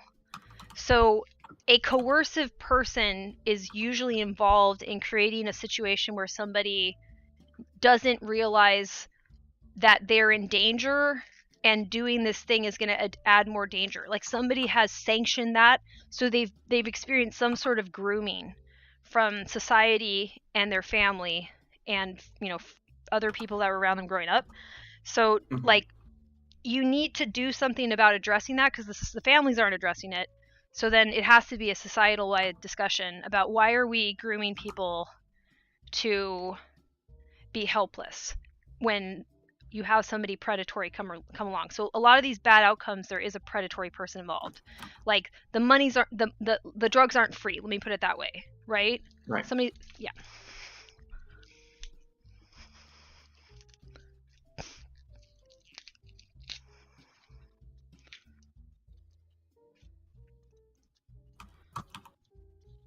There are homeless people who work jobs and present normally in society, right? But they are definitely a minority. because those individuals, they usually they're more stable, and their stability is stability comes from physiological states. So what we need to understand, it's not moral to be stable, it's a physiological reality. And if we're not addressing the physiological reality, then what are we left to address? Well, the morality. So this is why I'm saying we have to be able to subcategorize these people, because they would need completely different interventions, as well as social supports. So those people would not need the same services as the people that are dealing with substance use disorder and trauma in their upbringing that made them vulnerable to predators and grooming. So you have to address the person with that trauma differently than the person who doesn't, and you actually have to address the physiology is what I'm saying. And we are set up to fail currently in addressing the physiology. So I actually think it's not helpful to treat one physiological state similar to the other, even if it's possible for us to have gone down that road. But if we didn't, our physiology is now in a different series of challenges and opportunity, strengths, like our pros and cons, our weaknesses, and all of that's different. So then the solution is going to be different. So this is why overgeneralizing, it helps us to get the eyeballs on the whole population, but then we need to immediately say, and now we need to specialize immediately. And now that we're looking over here, the only way that we're going to do this is by breaking it down into smaller and smaller categories and addressing those needs specifically. Because these are, do you see what I'm saying? So like, I challenge people to go general, find the big problem, and then start splitting hairs immediately, so you can help this group of people, and then you give them a voice too, so that my voice can be specific and my experiences can be specific, and we know who I'm trying to help is the people that have the overlap with me.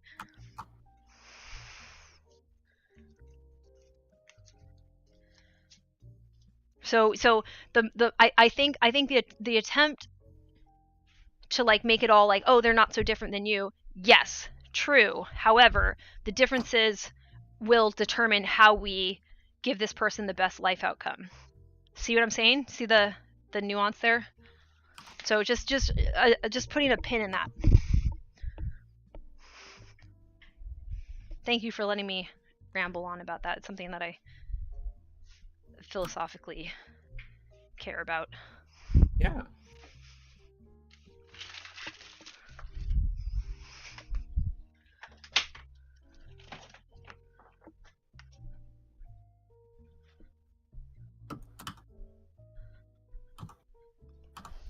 To charge my laptop.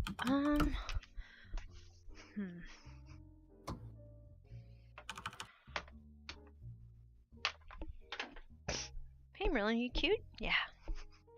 Are you cute? Yeah, you're cute. Just walk by him. That's fun.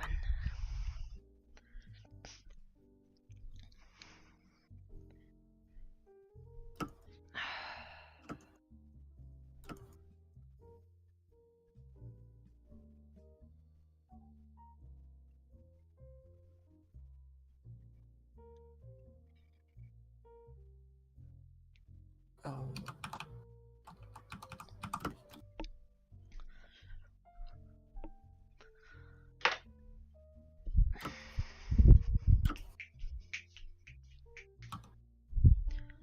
What am I doing? What are you doing? I'm wandering in circles. Oh. I don't know why. Oh, well, okay, I guess I can keep talking about stuff. Yeah, so okay, here's where I am. You need to pull people sometimes out of their current environment and put them in a vacuum or like a sandbox and then compare how they perform, because then you can deal with what actually happened to the person. For example, if you put me into a little restaurant sandbox environment with you and you go give both of us a plate of pasta, I'm going to urgent care, and I would hope that you're not. So now you've just created, like, the reason why that happened is I got mono, and it triggered a genetic condition that was dormant until that point. So you could add my like identical twin who didn't get mono, and we could be in the same thing. But so like you're trying to find expressions of different physiological events, like physiologically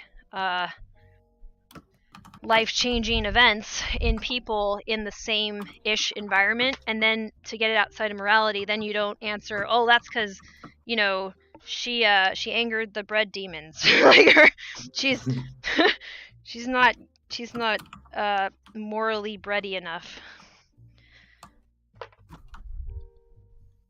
Well, are you morally bready enough? Definitely not. It is the question. And it's the one I'm clearly avoiding.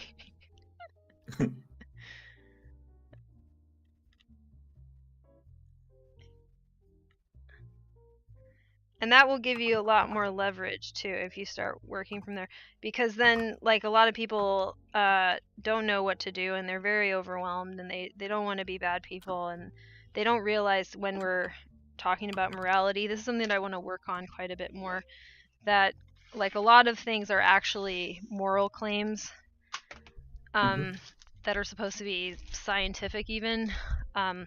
So then just like assuming that there's so many moral claims that were basically buried completely underneath them, and if you feel anything on top of you, assume it's a moral claim and then rip it apart.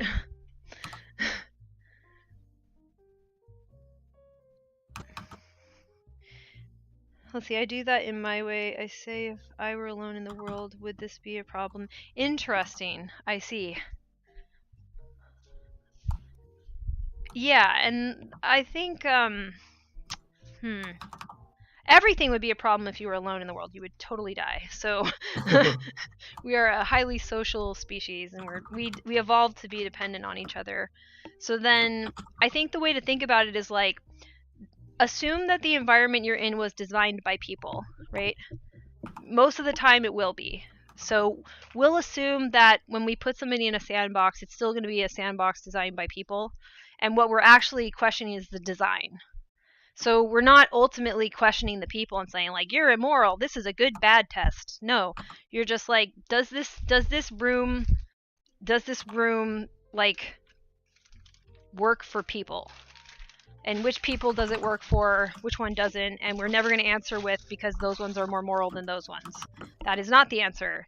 It is it's an engineering problem. Like, you are a type of thing, the environment is a type of environment. If you are not able to do the objective of the environment in the environment, what the hell is going on? Right.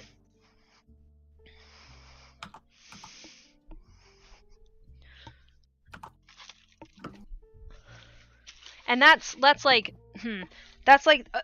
again, like, I'm trying to put a little fine tooth comb on this to really get everything that I want separated, because then when we start to do some of this work of like, okay, what are our solutions, we absolutely need to specialize. So I want you to work on the little thread, the little hair that you are most enamored with, because we're a social species and your work will come back to other people. You will have to work with other people to be good at that one strand. Right? So, but I need you to be interested in doing the one strand that you can tolerate the most, that you have some affinity towards, because that's going to be the best work that you can contribute to the species, and you'll be happiest because you'll be, yay, I'm learning, and I'm resting because I'm able to learn this, and then take a break, and then I'm learning again. So I want that life for anybody who wants it. And then we build stuff and we work on all the design problems, because yeah, then we can get rid of people doing shit they don't even want to do, which is most of our problems right now. And then assigning that to people based on morality. Like, oh, you're not worthwhile, so you get to do this shit. You're not worthwhile, so you get to just be like a whipping boy. Like, I was like, ha, what? And that is often the role that you'll get with people who have disabilities, impairments, mental illness, substance use disorder, etc., and so forth. So then to say like, okay, that's just so off in terms of how we're going to think, that we're just going to bat the whole thing down and say these are all the wrong questions. We're going to start this entire sentence over. It's okay to reject somebody's question as the wrong question. That's how science works.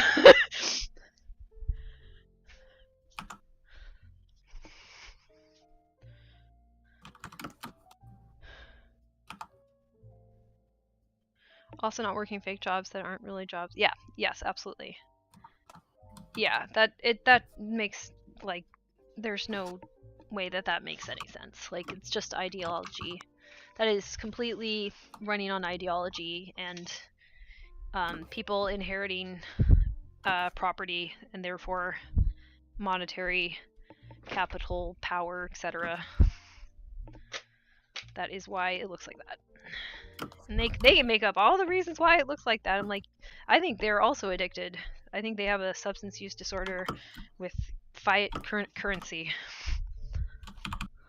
Oh, I was thinking about this the other day.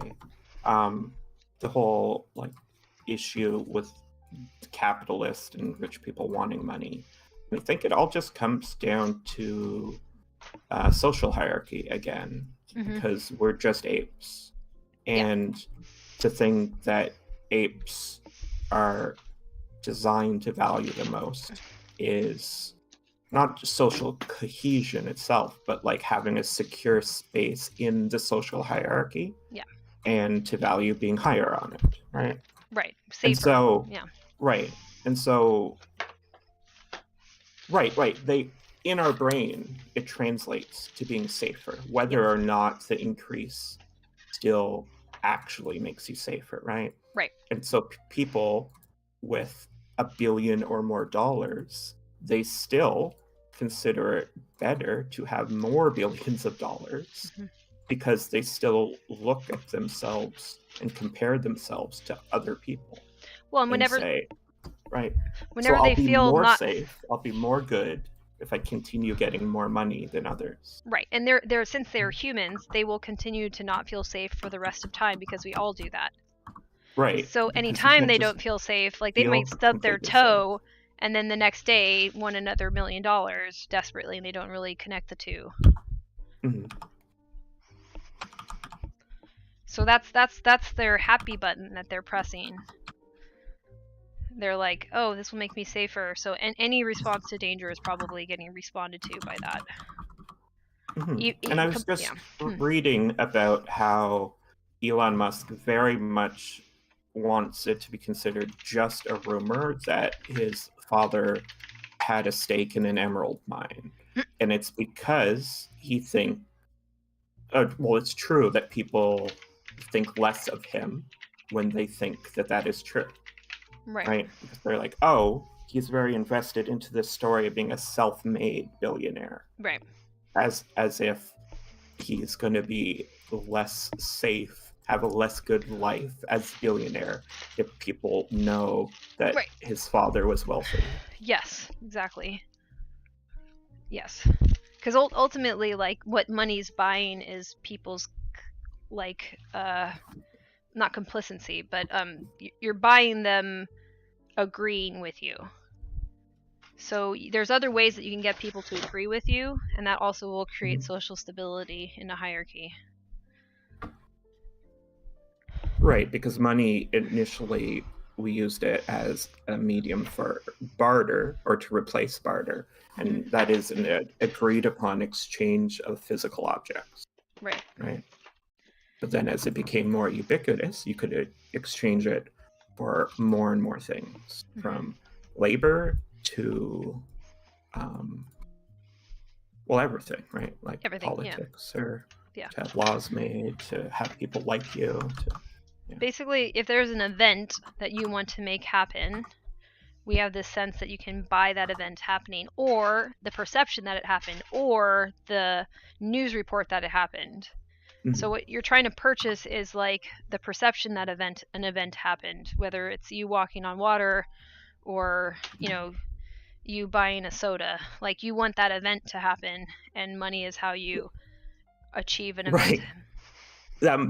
So I just read about this. So it does seem that Elon Musk has probably paid to have an event unhappen, where he was quoted in an article talking or is saying that his father had a share in an emerald mine, and that article has since disappeared.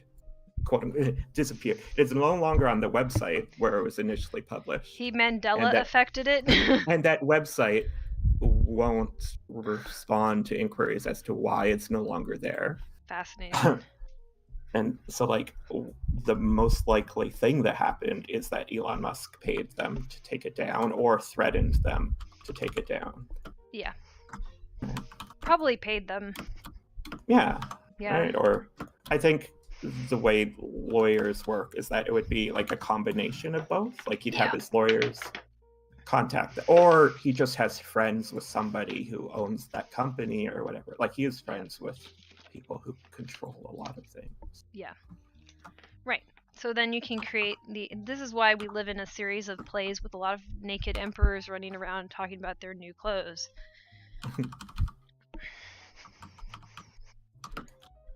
So, what do you do with that? I mean, I think what you do is you respond plainly to the situation and don't feed into these people's, like, melodrama. So all of them are human. Here's the thing where it's like, okay, so people are like saying we're similar to other people.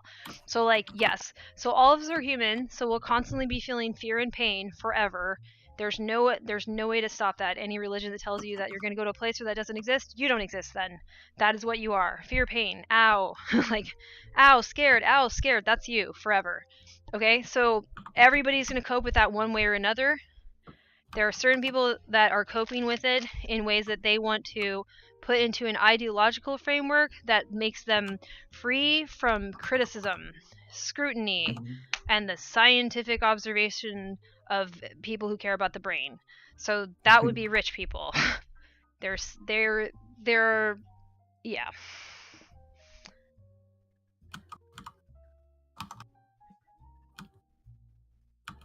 Right, do a story. Yeah, I guess, yeah. I mean, actually, it's not a terrible idea, is it? Except, I mean, the legal paperwork must be a nightmare.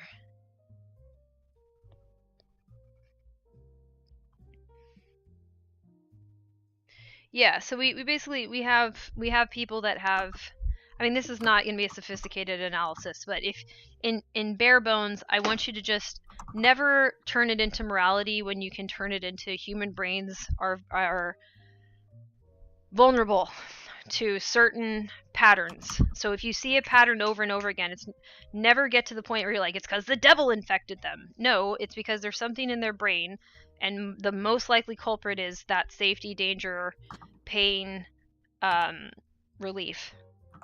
Mm-hmm. That's probably what's happening. Like, I would even say that's not that is happening, and to the extent to which it's actually in the foreground or the background, that's really what it is. Like, is it in the background this time, or is it in the foreground? That's about, but it's always there. It's always there. So try to pinpoint that as much as you can, and then you can start to talk to people in a more universal way. And right. Some of these people don't want to hear this. I get it. To just bring up an example so it's clear how it works, is like the reason that misogynist violence happens is because a man is feeling pain and there is a woman who is not relieving that pain. Yes. Right? Yes. Right. And the only other is their place in life according to their ideology. Right. Yeah. And the only way that man can feel safe is to inflict pain on somebody else, because he doesn't feel pain, he inflicts pain. That's his dichotomy. Mm-hmm.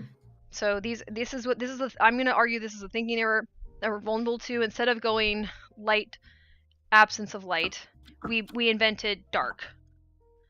And then so there's like this night day thing. These are not real paired dualisms in the universe. This is just the sun going around a globe. So you know what I'm saying? So we have this cessation of our consciousness, and so life, death, it all gets kind of locked in. Thanks for the lurk. So this life, death, consciousness schism is very difficult for us to think about. So what we do is we create a stand-in for death, the other, and that stand-in does the thing that we don't do. That and that doesn't mean that like we're safe and the stand-in is neutral. The stand-in is in danger. And if you lock people into an ideology that says in order to be safe you must be making other people unsafe, there you go. Welcome. Now you have misogyny. And it's a very airtight trap for human brains. So you have to get out of it and know that like it's pretty much going to keep popping up. This is my argument, but yeah. Thank you.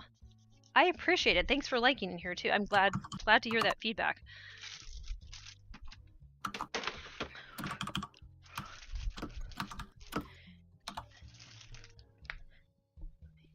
Yeah, I do work pretty hard on being able to move things into like these are relatively abstract concepts, but only in so much as like they are building blocks of the vast majority of human concepts. And if you get this down, then then you use the tool. I'm just trying to give you a tool, right? And then you refine it as needed for your life.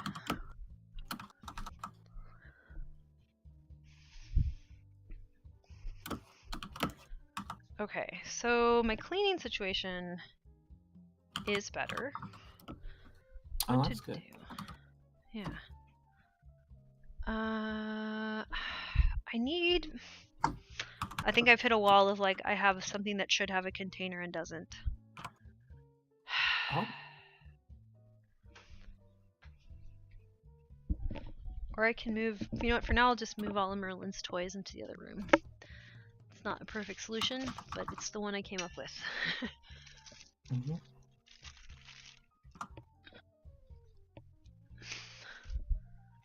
Okay, there's that, there's this. Alright. Squeak. Hey, Shade! I feel like the Discord chat was not as a smashing success, but it is there. Yes, it's not being used. No. We'll try different things out. I mean, you'll be able to see that. Yeah, it's fine. Well, there is the additional issue that like new people showing up to the stream won't be chatting in the Discord chat. Right. I need to also like have. Oh, I need to set up Nightbot or something. I don't know. Oh, there's like a way to sort of have it ferried across. Yeah, and there's other things I can do too in terms of like inviting people to use the Discord. I just whatever. And if they go to the Discord, they're not really in the Discord. They would just be in the chat part of the Discord. So that's also right. You could set that up. Yeah. So that people could get into the chat or a chat room easily in the Discord. Yeah. Well, that part is set up, I think. That's what we did. Yeah, we did. Okay. Rowan came by and we worked on that yesterday. But then we ate a pizza and then we stopped working.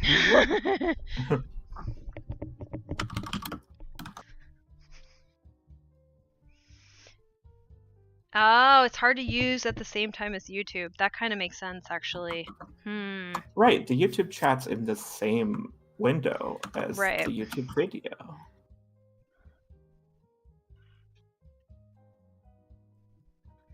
Mobile without YouTube. Oh, it stops the stream. Oh, no. Right. That makes a lot of sense. On mobile. Yes, I don't watch live content on my phone, so I didn't think of that. But lots of people do. I'll figure this out. I'll just mess around with it. It's fine. Okay, so it's 2:34. I've committed to going for another hour. which I will do. I was like, I'll just make a robust sigh. I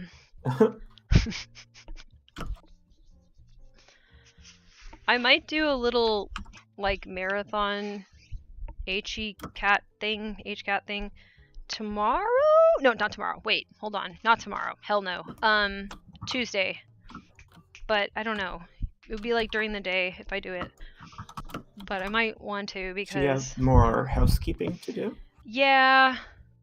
It's kind of like now that I'm out of Twitch and I don't have like the dark cloud of whatever that was over me, I was like, oh shit, I have energy again. So I wanted to do That's like good. in my room there's like some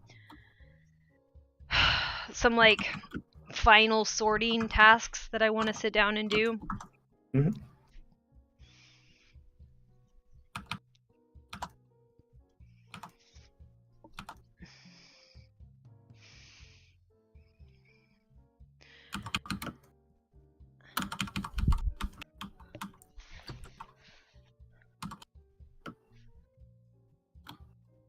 I still don't know what I should do for. I'm gonna have to watch some YouTubes and see what people like doing, because I don't know. For like doing for what? For like streaming on YouTube. Like what's normal here? I don't.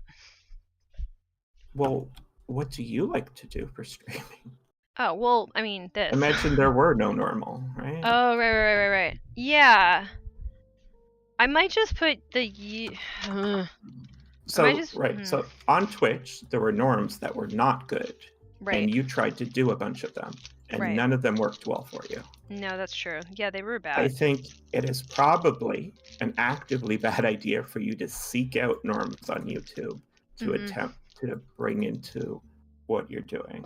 Right. Even though that's what people give you as advice, but when did advice work? Right. Well, one, that advice is not useful because it's not recreatable, right? Nobody knows how to recreate success on YouTube. Mm-hmm. If they did, they would be running a very large YouTube channel, right?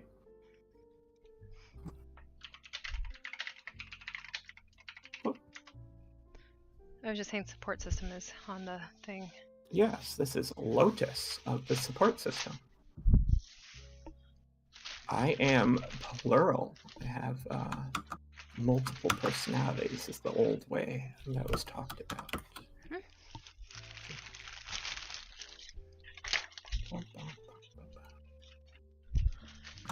I can put names up at some point too, but yeah, so let's see. Also thanks for the feedback or correction on how it's going. Yeah, I think okay, here's what I want to do this week. There's a couple things. When I do some more like HCAT type stuff this week, I want to do that idea that I had of like, it's not co-working. I'm going to call it something different because it's different. Okay. I want it where you can just like parallel play if you want, or I think what I do is just like daydream, right? And like it's like, you know, when you I don't know about other people, but I did do like imaginative play in that like I would like make up worlds with people. So then sitting down and just like pretending whatever you need to pretend to get through the goals that you need to figure out and do, like just like motivate you to do things, and then when you want a break you can just do parallel play during that. And I don't know, I want to try doing that, but I feel like it needs a name and some form of explanation of what, like, we're not hanging out, like if you're there. Do you have a decently good idea of how this would work in practice? Not yet. Like in your mind? Oh, no. Sure. Yeah, kind of, yeah. Okay, so why don't you pick 2 of your clowns or create 2 characters and then just sort of ad-lib them being in that space together. And then I listen to you do that, and then I'm like, oh, that's what the space will be. Okay. Because that makes sense. I'm not sure how well I said that. I think it does. So I'm basically, yeah, I think I'm following. Just like, it's like just a role play thing? Yeah. Yeah, basically. And then I'm like, oh, that's what it is. Yeah. Role play is useful. Yeah, it's like, it's role play, and like, you don't have to make things make sense. Like, okay. Like, you can be, like, okay. This is gonna sound really weird, but I don't care. So let's say one thing that I use to motivate myself is sometimes I imagine that like I'm like the daughter of like the transporter accident Riker clone or something, and I'm like, and I just put myself in the Star Trek universe, and I'm like, oh yeah, I'm on a spaceship, and like when I go outside it's just like a holodeck of like 2023 because I'm quirky and I like that era to walk my space dog in, you know. So like even just those sorts of thoughts, like be having a place to share that. Like I wanted to watch, okay, here's what I kind of want to do is like a launch pad of this. I wanted to watch like those Walter Mitty movies. There's like 2 of them. One's from like the 40s or something, and there's a short story that it's based on. I wanted to read the short story, watch the first movie, watch the second one that has like Ben Stiller in it, and then like do that on purpose. Like, and then yeah, hang out with people while you're doing that. What were the movies? Walter something? Walter Mitty, I think. There's like Mitty. There's a longer title to it. The Secret Life of Walter Mitty. Yes. Support. Would you like to read the short story out loud? Is it called The Secret Life of Walter Mitty? I think so. Story.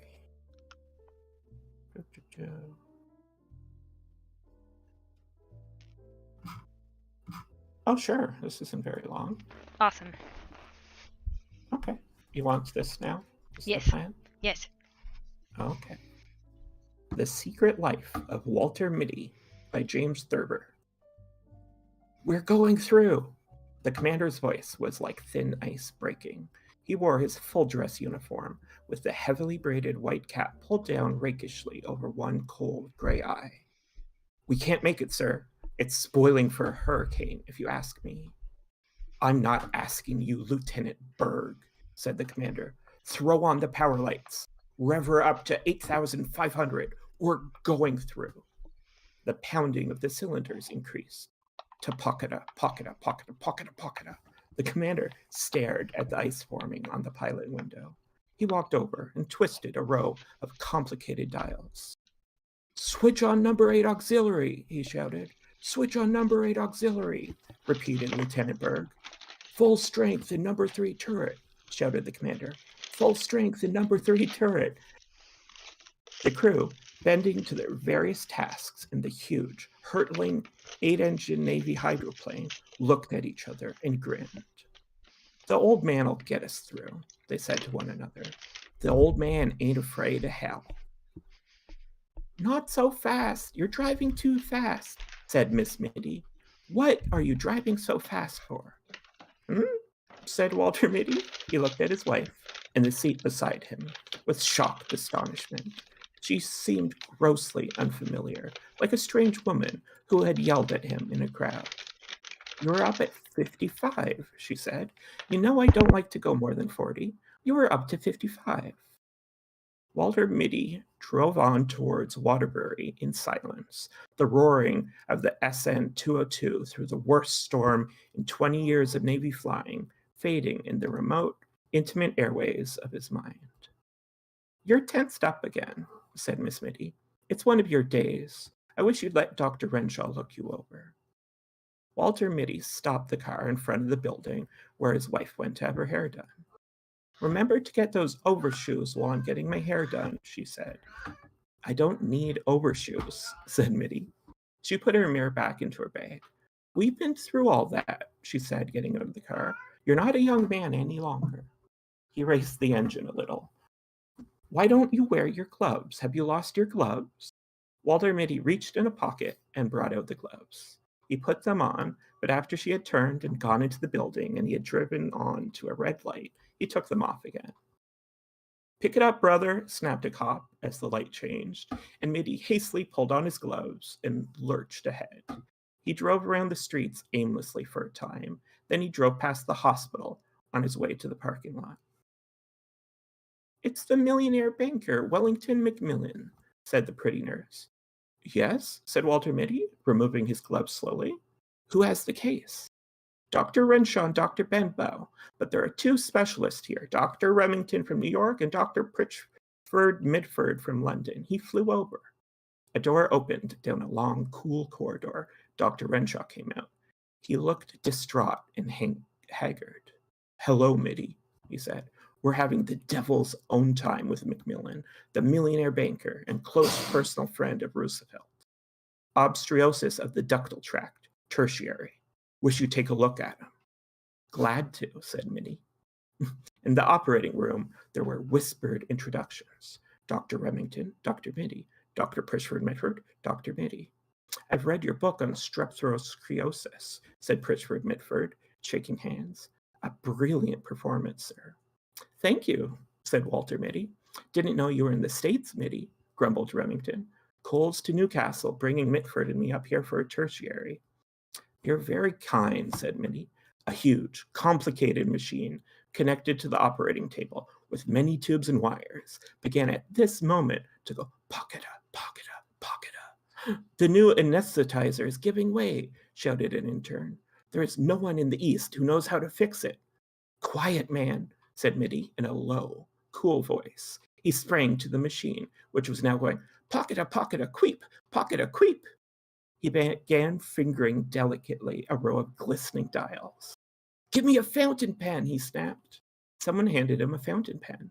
He pulled a faulty piston out of the machine and inserted the pen in its place. That will hold for 10 minutes, he said. Get on with the operation. A nurse hurried over and whispered to Renshaw, and Mitty saw the man turn pale. Choreopsis has set in, said Renshaw nervously. If you would take over, Mitty? Mitty looked at him, at the craven figure of Benbow, who drank, and at the grave, uncertain... he looked at him and at the craven figure of Benbow, who drank, and at the grave, uncertain faces of the two great specialists. If you wish, he said. They slipped a white gown on him. He adjusted a mask and drew on thin gloves, nurses handing him shining. Back it up, Mac. Look out for that Buick. Walter Mitty jammed on the brakes. Wrong lane, Mac, said the parking lot attendant, looking at Mitty closely. Muttered Mitty. He only began cautiously to back out of the lane marked exit only. Leave her sit there, said the attendant. I'll put her away. Mitty got out of the car. Hey, better leave the key. Oh, said Mitty, handing the man the ignition key. The attendant vaulted into the car, backed it up with insolent skill, and put it where it belonged. They're so damn cocky, thought Walter Mitty, walking along Main Street. They think they know everything. Once he had tried to take his chains off outside New Milford, and he had got them wound around the axles. A man had to come out in a wrecking car and unwind them, a young, grinning garage man. Since then, Miss Mitty always made him drive to a garage to have the chains taken off. The next time, he thought, I'll wear my right arm in a sling. They won't grin at me then. I'll have my right arm in a sling, and they'll see I couldn't possibly take the chains off myself. He kicked at the slush on the sidewalk. Overshoes, he said to himself, and he began looking for a shoe store. When he came out into the street again, with the overshoes in a box under his arm, Walter Mitty began to wonder what the other thing was his wife had told him to get. She had told him twice before they had set out from their house in Waterbury. In a way, he hated these weekly trips to town. He was always getting something wrong. Kleenex, he thought. Squibs? Razor blades? No. Toothpaste, toothbrush, bicarbonate, carborundum, initiate, and referendum? He gave it up. But she would remember it. Where's the what's-its-name, she would ask. Don't tell me you forgot the what's-its-name. A newsboy went by shouting something about the Waterbury trial. Perhaps this will refresh your memory. The district attorney suddenly thrust a heavy automatic at the quiet figure on the witness stand. Have you ever seen this before? Walter Mitty took the gun and examined it expertly. This is my Webley Vickers 5080, he said calmly. An excited buzz ran around the courtroom. The judge rapped for order. You're a crack shot with any sort of firearms, I believe, said the district attorney insinuatingly. Objection, shouted Mitty's attorney. We have shown that the defendant could not have fired the shot. We have shown that he wore his right arm in a sling on the night of the 14th of July. Walter Mitty raised his hand briefly, and the bickering attorneys were stilled. With any known make of gun, he said evenly, I could have killed Gregory Fitzhertz at 300 feet with my left hand. Pandemonium broke loose in the courtroom. A woman's scream rose above the bedlam, and suddenly a lovely, dark-haired girl was in Walter Mitty's arms. The district attorney struck at her savagely. Without rising from his chair, Mitty let the man have it on the point of the chin. You miserable cur! Puppy Biscuit, said Walter Mitty. He stopped walking, and the buildings of Waterbury rose up out of the misty courtroom and surrounded him again. A woman who was passing laughed. He said Puppy Biscuit, she said to her companion. That man said Puppy Biscuit to himself. Walter Mitty hurried on. He went into an A&P, not the first one he came to, but a smaller one further up the street. I want some biscuit for small young dogs, he said to the clerk. Any special brand, sir? The greatest pistol shot in the world, thought a moment. It says puppies bark for it on the box, said Walter Mitty. His wife would be through at the hairdresser's in 15 minutes. Mitty saw in looking at his watch, unless they had trouble drying it. Sometimes they had trouble drying it. She didn't like to get to the hotel first. She would want him to be there waiting for her as usual. He found a big leather chair in the lobby facing a window, and he put the overshoes and the puppy biscuit on the floor beside it. He picked up an old copy of Liberty and sank down into the chair. Can Germany conquer the world through the air? Walter Mitty looked at the pictures of bombing planes and ruined streets. The cannonading has got the wind up in young Raleigh, sir, said the sergeant. Captain Mitty looked up at him through tousled hair. Get him to bed, he said wearily. With the others, I'll fly alone. But you can't, sir, said the sergeant anxiously. It takes 2 men to handle that bomber, and the Archies are pounding hell out of the air. Von Richtman's circus is between here and Solier. Somebody's got to get to that ammunition dump, said Mitty. I'm going over. Spot of brandy? He poured a drink for the sergeant and one for himself. War thundered and whined around the dugout and battered at the door. There was a rending of wood, and splinters flew through the room. A bit of a near thing, said Captain Mitty carelessly. The box barrage is closing in, said the sergeant. We only live once, Sergeant, said Mitty, with his faint, fleeting smile. Or do we? He poured another brandy and tossed it off. I never see a man could hold his brandy like you, sir, said the sergeant. Begging your pardon, sir. Captain Mitty stood up and strapped on his huge Webley Vickers automatic. It's 40 kilometers through hell, sir, said the sergeant. Mitty finished one last brandy. After all, he said softly, what isn't? The pounding of the cannon increased. There was the rat-tat-tatting of machine guns, and from somewhere came the menacing pocket-a-pocket-a-pocket of the new flamethrowers. Walter Mitty walked to the door of the dugout, humming Auprès de Mame Blonde. He turned and waved to the sergeant. Cheerio, he said. Something struck his shoulder. I've been looking all over this hotel for you, said Miss Mitty. Why do you have to hide in this old chair? How did you expect me to find you?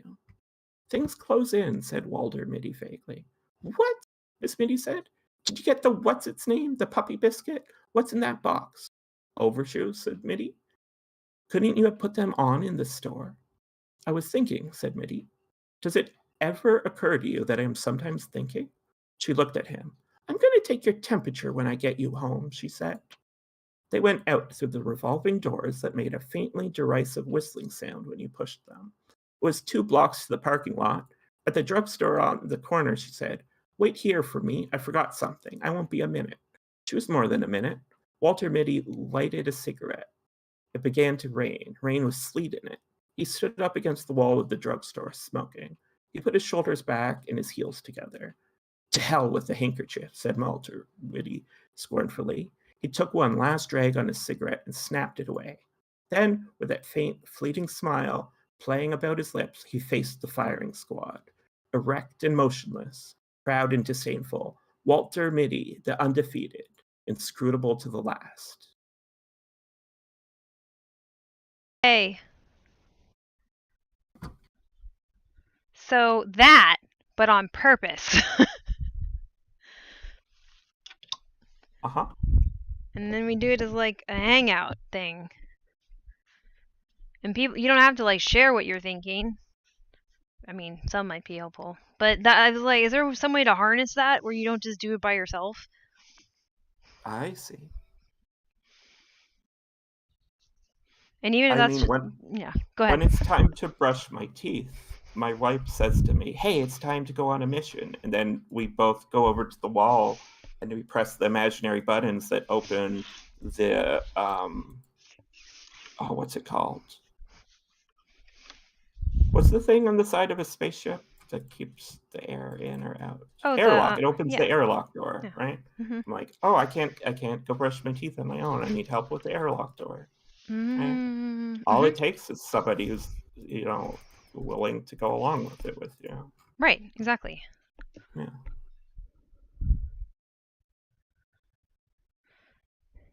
Yes, thank you everybody who thanked me for reading. Yeah, that was great. Yeah. Reading out loud is harder than you think it is. Mm-hmm. It makes your throat very dry. Mm-hmm. Get water. All right. So it's almost 3. I'm still kind of going. Yeah, I could put away some clothes. But yeah, so that's, and then so I want to watch the 2 movies, I think, and then start workshopping this idea.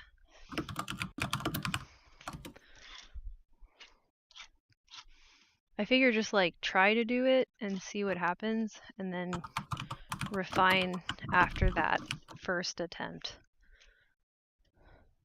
Merlin, get out of there.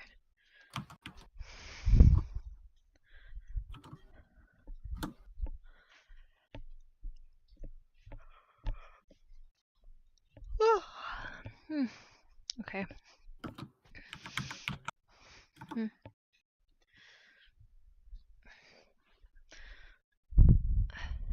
Oh, let me put the music back on.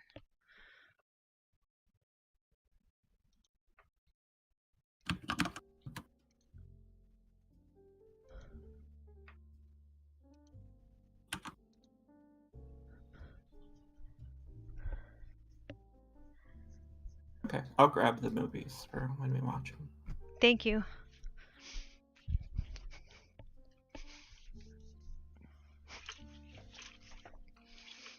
Yeah, so we'll figure out movie time ads. Probably we'll just run those in the Discords. I think there's like a watch area. There's like a neighborhood events area. Mm-hmm. Yeah. Put that in there. Okay, I'm gonna finish putting away clothes. And if that doesn't take super long, then I'll probably just stop after that. Because it's 3 now. I don't think I'm going to make it to 3:45. Mm-hmm. But this was still really helpful. But yeah, so I think my working theory, and I've got like, I don't know, like 30 studies I want to skim in relation to this.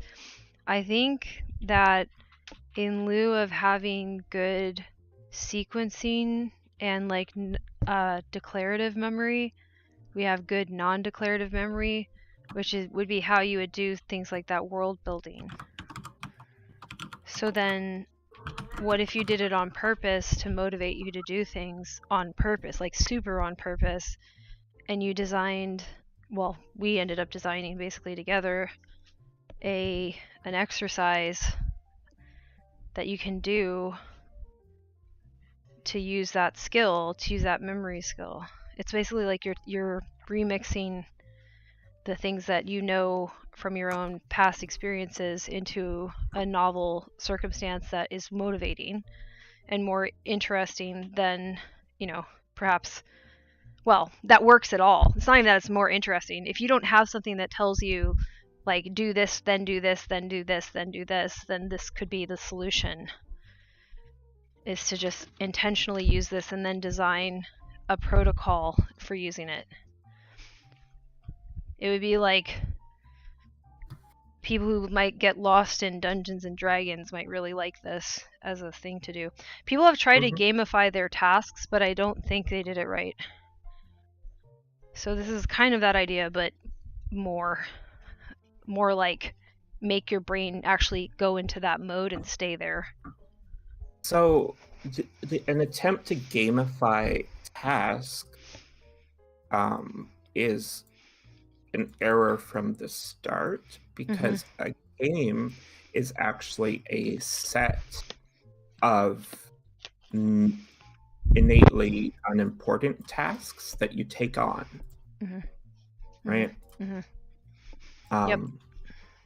Right, so what you want to do is you want to bring play to your tasks. Yes.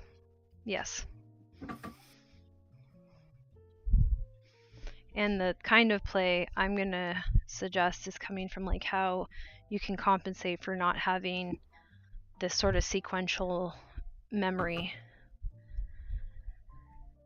where, you know, basically there's like parts of your brain that are supposed to respond to you moving through the steps of something, and if you can't learn or execute that for whatever reason, there's other ways for you to understand what you're doing. And this is what this idea of like having this sort of cinematic approach, which I think would work. And just to be able to do it on purpose, because I do it anyway as a strategy, but to do it on purpose would be, I think, amazing. Like, I think this is why I thought it would be cool to be an actor, is because I actually wanted to do this thing on purpose.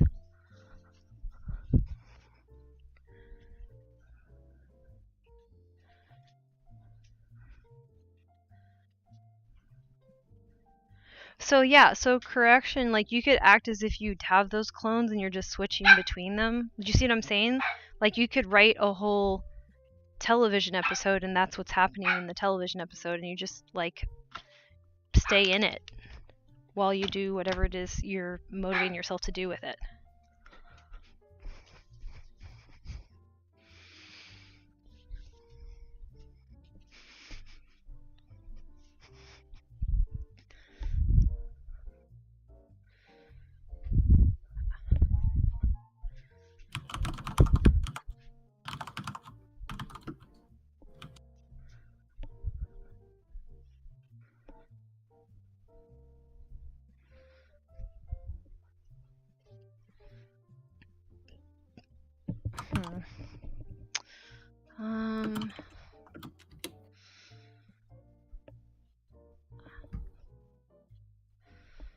Okay.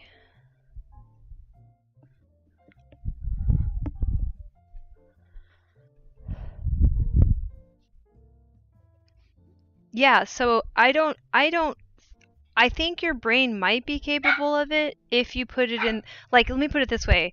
Could you play a video game inside of your brain? No. Could you play a piano inside of your brain? No. You need like that instrument or that tool or that device.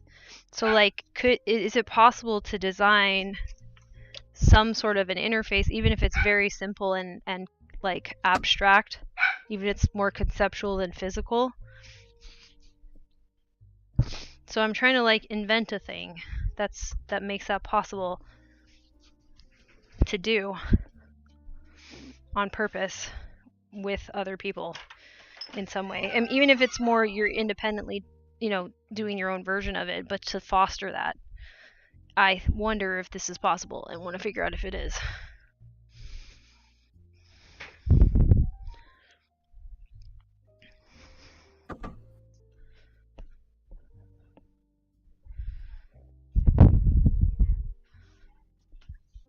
So I'll be like pouring through some studies that are relevant to this part of your brain basically, and see if there's any hints there as to like how you would do this, or if it's even possible, which I kind of think it is. Without being hokey either. Like, I don't think this has to be over designed. It's just like, how do you keep your brain locked into that mode, especially if that's like your default, like most of the time anyway? How do you just like let yourself be there instead of trying to pretend that you're like not making up fantastical you know, super superimpositions. Is that what I'm saying? Like, it's superimposed. Maybe I should call them superimpositions. I like that. I like that a lot. I'm gonna write that down.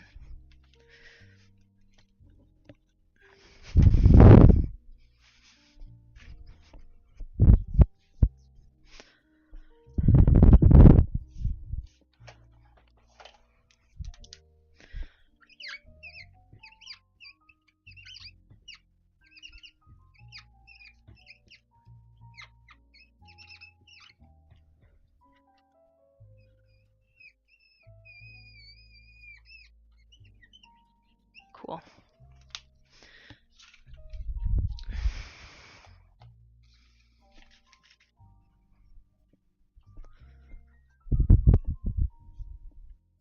So I'll see. Maybe. I have a suspicion I can do it. So I better find out. So that'd be cool.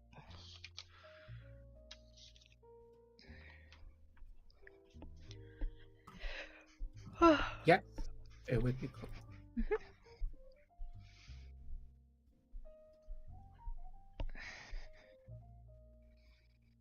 Why do I have more clothes than hangers all of a sudden? What happened? Guess what is the minimum of things needed to do a thing? Sorry if I just repeated what you said.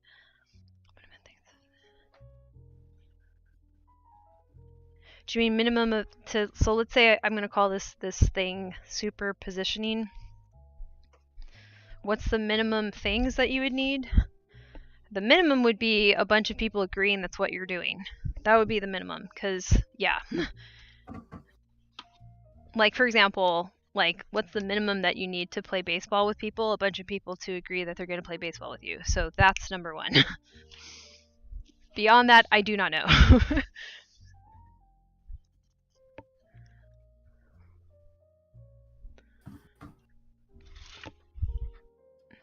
And space-wise, I think I can just do it on stream or in Discord or something. So it can be done virtually, obviously, because the whole idea is that you're making this up. But you could also try to figure out, yeah. I think this is going to be like a real strategy. And you know what could happen too is like we could use AI to generate like the story for the superposition in the future.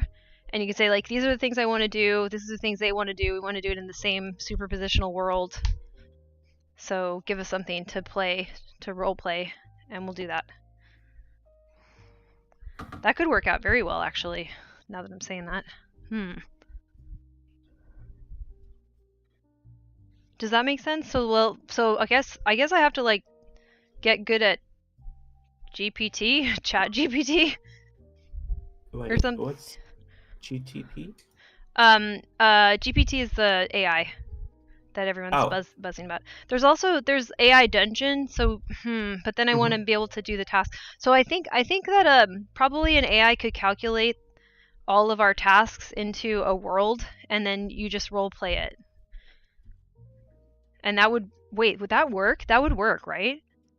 And then you're basically improving an episode of a television series or something.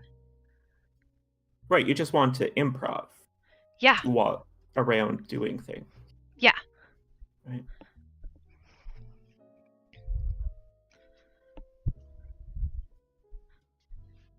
Does anybody know how to design AI stuff? Because like, wait a second, this is a really good idea.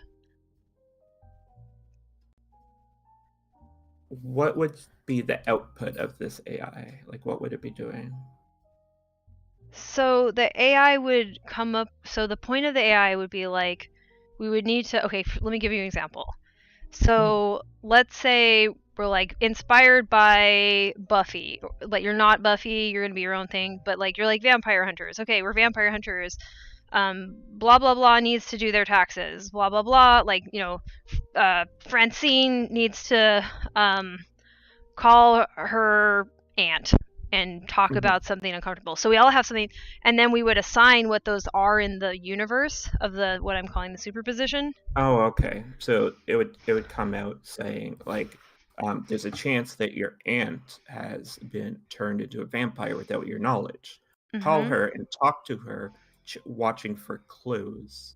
that she might now be a vampire. Right. And then you have your relationship between each other in the world, and you can have like little roles and stuff. Like Francine is now I don't know, Savvy, the vampire something. Like, I don't know, it's just like it'll make it up. So then you have those relationships, so then when like you're done with your tasks, you can have like little improv sessions, and then you go off and do more tasks and more improv sessions, you know what I mean? So like you can like play out, and eventually if this got interface with like VR and stuff, that'd be cool as shit. Like you could even like, wow, this is a good idea. So yeah, I think that's actually my idea is to do that.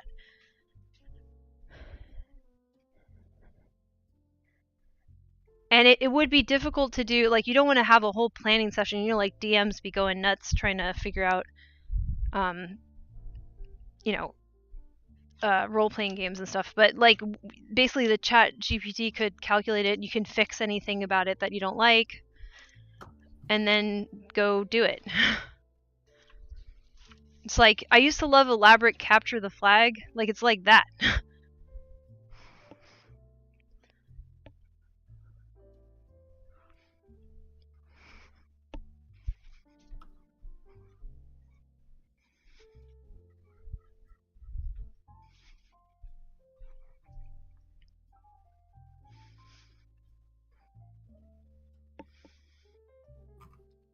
And I'm sure there's like a low-tech way of doing it too. It just like probably would work.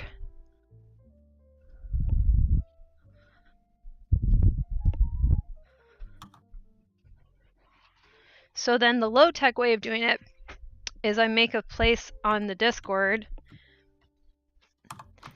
and then we just put down, you don't even have to necessarily, like, if you have some tasks that you really know you want to do, that's fine, but we could just start with, like, what's the world we're going to pretend we're in when we're improving through it. Because probably what would happen in real time if we had, like, an AI helping us to do it is, like, as tasks come up, you can input them and it'll, like, work them into the story. And then you can have plot points come up as you're doing the exercise or doing the superposition thing. So then it would also, like, there'd be stuff that you'd expect that you would do, and then stuff would come up just like it does in, like, a TV show, you know? Plot points would be added as people realize they have other stuff they need to get done. So then you could come in without a plan too, potentially, and just keep adding it into the whatever the AI is that's like creating the logic of the world, or feeding it into the world so that it can be, yeah, superimposed.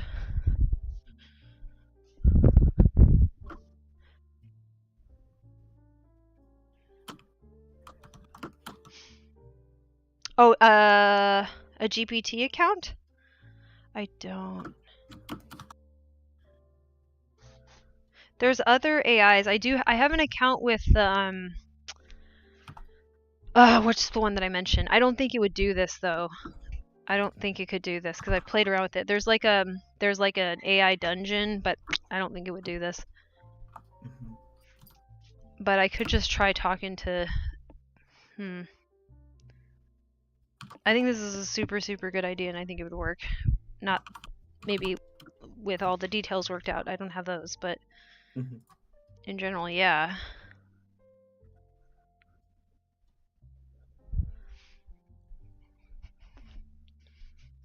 And then people could sign up for different little missions and stuff. You know, it's like I'm gonna pop out of voice. Okay. Yeah. Bye. Thank you. Okay, I'm alone. Alright, so basically, like, what I'm thinking is, I'm just gonna spitball this a little bit. People could be like, hey, I wanna do a superposition about this type of thing, and then who else wants to do that one? It's like, yeah. I mean, any of them could be fun, right? Oh, my mom, hold on.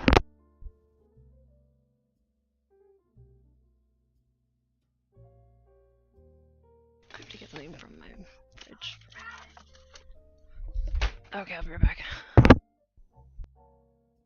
Fun, and I think it's possible, and I want to mess around with this.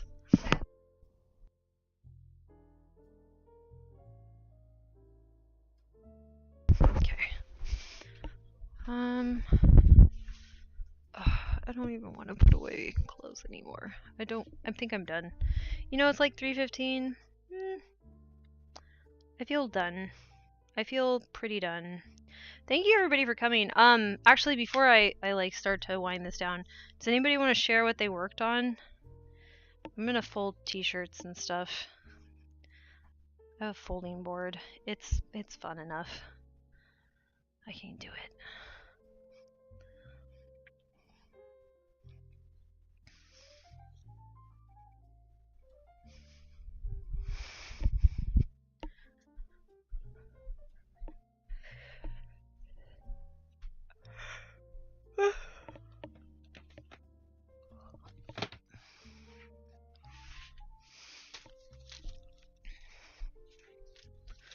I kind of like got back to where I needed to be.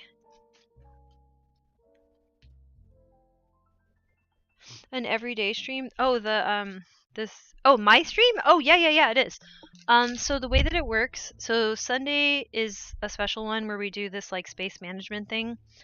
I do morning streams to help with some different tools that I've developed for people not just on the spectrum, but I'm on the spectrum, so that's sort of where the need came from. But I have different tools for managing something called ADLs and IADLs. I do that from 8 to 9:30 a.m. Pacific Standard Time, Monday through Friday, and then this is on Sundays. Usually it's 12 to 3 on Sunday. This is what I do every Sunday though. Like just like work on stuff, have some friends over from like my Discord, which I call an Imaginarium. I moved over from Twitch because I started this up on Twitch, and I like YouTube just a lot better. I suit this more than the gamer culture space. So yeah, so then the plan going forward is like I've only been here for like 2 weeks, if that. The plan going forward is to like keep growing this autism peer support model that I'm working on over here, and then yeah, so this is the one where people can come onto the Discord potentially and chat, but the Discord is definitely geared towards like problem solving and life improvement. I don't know if people in the Discord can speak to it, but yeah. So this is just Sunday. I might sometimes have a Saturday stream, but I haven't figured out. Yeah, making roleplay out of real tasks. That's exactly it. I checked for my price. Oh, nice. That's really good. Awesome. No, this is really good. Wow, everybody got a lot done. Nice. Well done. Good job, good job. We almost got the BTTV signed up, so you can, pretty soon you'll be able to do the little Dust Shaft Bombs thing. The Dust Shaft Bombs thing will make sense if you can come to one of the morning streams. It's like a system for tracking the basic building blocks of being a person doing life. But yeah. But I'll always be here Sunday 12 to 3. It's pretty unusual for me to start late. Today I just needed to sleep, so I ended up napping. But yeah. Thank you for coming. And yeah, trying to explain my whole deal is a little bit tricky because it is kind of weird. I really like Mr. Rogers, so like the thing that's scrolling on the bottom is the purpose of Mr. Rogers' show, and I try to like model that as part of what I'm doing. And I was diagnosed with autism in December of 2019, finally.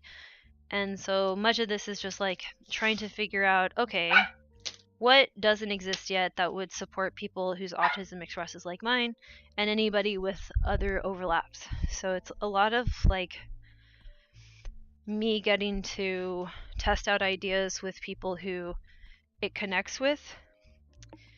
And yeah, that's kind of it. It's like personal development stuff. People who come here a lot, is that a good explanation? Am I leaving something out that I should mention? I might be. But yeah, this Sunday is space management, so which I call space management because we already use the term time management. So why don't we call it space management? Why do we say all these other unhelpful things like get organized or don't be a hoarder? So if you have space management challenges, impairments, etc., we can work on them and dismantle shame around it at the same time.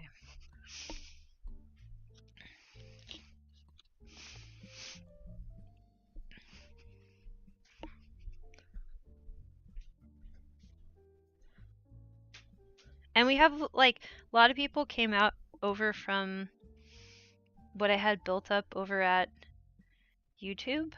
So a lot of people in the chat, maybe everybody in the chat is from there. I guess so.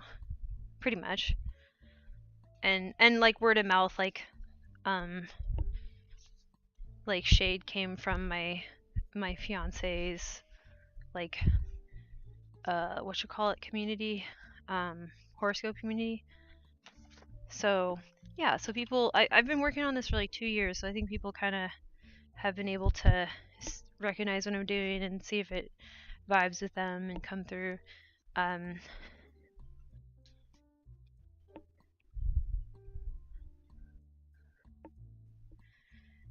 And yeah, the main thing is, like, it's a peer support space, and also it creates like opportunities to just try ideas that maybe other people don't need to try because they are not on the spectrum or don't have these sorts of overlaps. Some people have ADHD and other neurodivergent stuff. Some people just don't, and it just works to be here. Yeah, you met Kyle. Exactly. Okay, good basic summary. Yeah, okay, then I did it. Ta-da!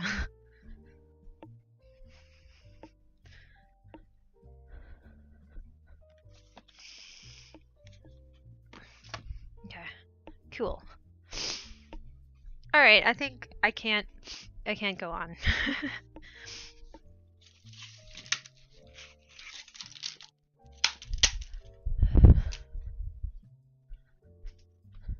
Alright. The nice thing about not being on Twitch anymore is I don't have to worry about raiding anybody. I hated that so much.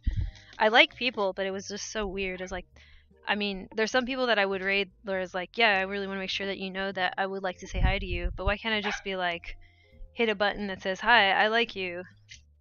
Bye. Instead of like, here's this whole rating thing. Something, something, growth, something, algorithm. How do computers even work? Who knows? Wow. Felt bad. Okay, I'm done. You have a good rest of your day too. I'll be here tomorrow from 8 to 9:30 a.m. Pacific Standard Time. I will not be a banana. Maybe I will. Woohoo, freedom. Yeah, thank you everybody who came by.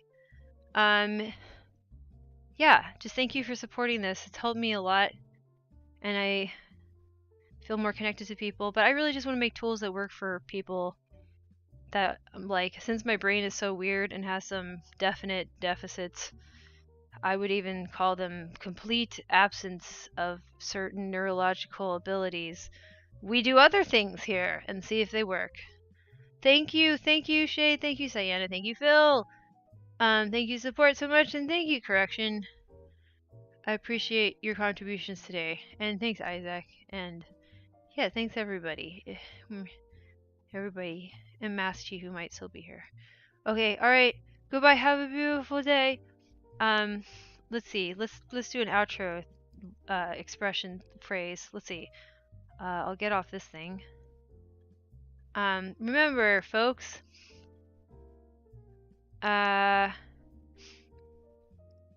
yellow is one of many colors. Look for some yellow today, because otherwise you'll be cursed by a gnome.